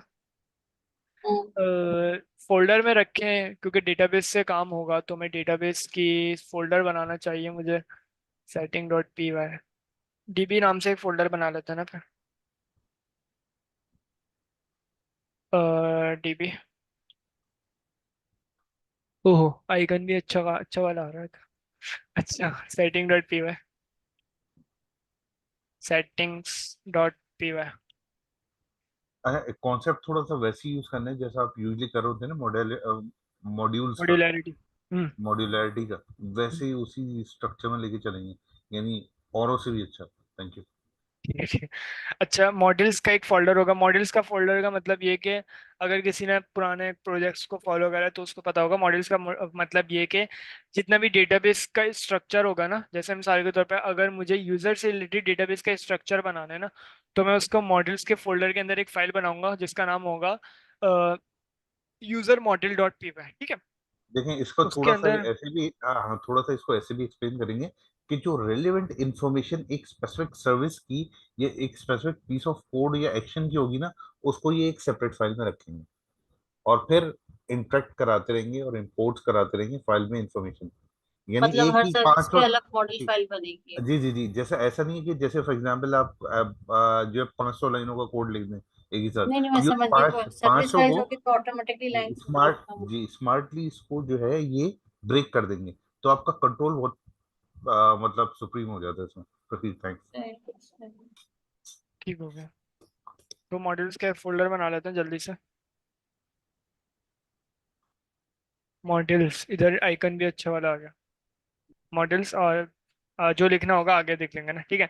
और हमारे एक होगा, हमारे राउट्स का एक फोल्डर होगा। ठीक है, हमारे ना, क्योंकि हमारे राउट्स ना बहुत सारे, कोई ऐसी सर्विस हो सकती है जिसके अंदर हमारे ना बहुत सारे राउट्स हो। तो अब जाहिर सी बात है, जैसे हमने क्विज का एक स्ट्रक्चर फॉलो किया था, उसके अंदर हमने क्या करा था, हमने मेन डॉट पीवाई के अंदर सारे राउट्स भर दिए थे, तो वो 200 लाइन 400 लाइन हमारी ना एक ही फाइल के अंदर हो रही थी ना। तो अब मैं क्या करूंगा, मैं ना एक फोल्डर बनाऊंगा राउट्स के नाम से, एक फोल्डर या एपीआई के नाम से एक फोल्डर बनाऊंगा। ठीक है। उसके अंदर मैं ना फाइल्स करके राउट्स बनाऊंगा। जैसे मिसाल के तौर पे यूजर के अगर करंट ऑपरेशंस होते हैं ना, तो अब क्रिएट से रिलेटेड जितने भी राउट्स होते हैं ना, चाहे वो उसके क्या बोलते हैं पोस्ट से हो या अपडेट हो, तो उस वाले राउट्स ना मैं एक फाइल में लिखूंगा। और अगर ऑथेंटिकेशन से रिलेटेड जितने भी राउट्स होते हैं ना, अब जाहिर सी बात है यूजर मैनेजमेंट है तो यूजर से ऑथेंटिकेशन के भी तो राउट्स बनाऊंगा ना, तो वो मैं एक फाइल में लिखूंगा। तो ठीक है, इस तरीके से हम फाइल वाइज काम करेंगे। और फिर हम क्या करेंगे, उन सारे राउट्स को ना हम मेन डॉट पीवाई में कॉल करके, एक हमारा इतना प्यारा सा स्ट्रक्चर फॉलो होता है फास्ट एपीआई में ना, जिसके अंदर हम क्या भर के हम जब करेंगे ना, जब देखेंगे। ठीक है। अभी के लिए आप बस समझे कि ना हम राउट्स ना अलग अलग बनाएंगे। तो उसके लिए मैंने एक फोल्डर बना रहा हूँ जिसका नाम होगा राउट्स। ठीक है। उसके अंदर हम जितने भी राउट्स होंगे ना उससे रिलेटेड हम बनाएंगे ना। एपीआई भी कह सकते हैं इसको, और राउट्स भी कह सकते हैं। एपीआई देखते हैं, एपीआई, एपीआई में भी अच्छा आया है। और राउट्स अगर कहूँ मैं, राउट्स, 10 मिनट रह गए। राउट्स, हाँ इसी राउट्स भी ठीक है। स्ट्रक्चर को कॉपी कर लो पहले जल्दी से बाकी सर्विसेज। ठीक है, ये हमारा राउट्स हो गया। जब जितना और होता है ओके, जितना होता है ओके, 10 मिनट में कोई प्रॉब्लम नहीं, बाकी कंटिन्यू यहीं से कल कर देंगे। मैं इसलिए ठीक कह रही है, हूँ इसी में जल्दी से कॉपी कर लो ताकि कल फिर ये ना हो कि कुछ भूल जाए। 10 मिनट कहाँ रह गए, 1 मिनट रह गया। मेरे सामने तो रिमेनिंग मीटिंग टाइम 10 आ रहा है। नहीं नहीं, चलें, जब तक चल रहा है जब तक चलने दें, पता चल जाएगा। क्या होगा। स्ट्रक्चर तो बन ही जाएगा, बाकी क्योंकि बाकी सब कॉपी पेस्ट ही करना है। हम्म। नहीं वही होता है ना कि एक साथ बहुत सारा काम होता है ना, एक जैसा तो फिलहाल भूल मेरा जाता है। सजेशन ये है कि एक को पूरा बना लो फिर दूसरे को कॉपी कर लो, तो क्योंकि वही तो वही करें, चीजें वही तो करें। अब अभी स्ट्रक्चर कॉपी कर रहा है एक साथ। जिस बिलिंग सब अभी सब बन कोडिंग नहीं गया कर ना। रहा है। कोडिंग तो जाहिर सी हाँ बात है, हर बिलिंग किसी नहीं के कर अलग अलग ही हो रहा गया है। ना। हाँ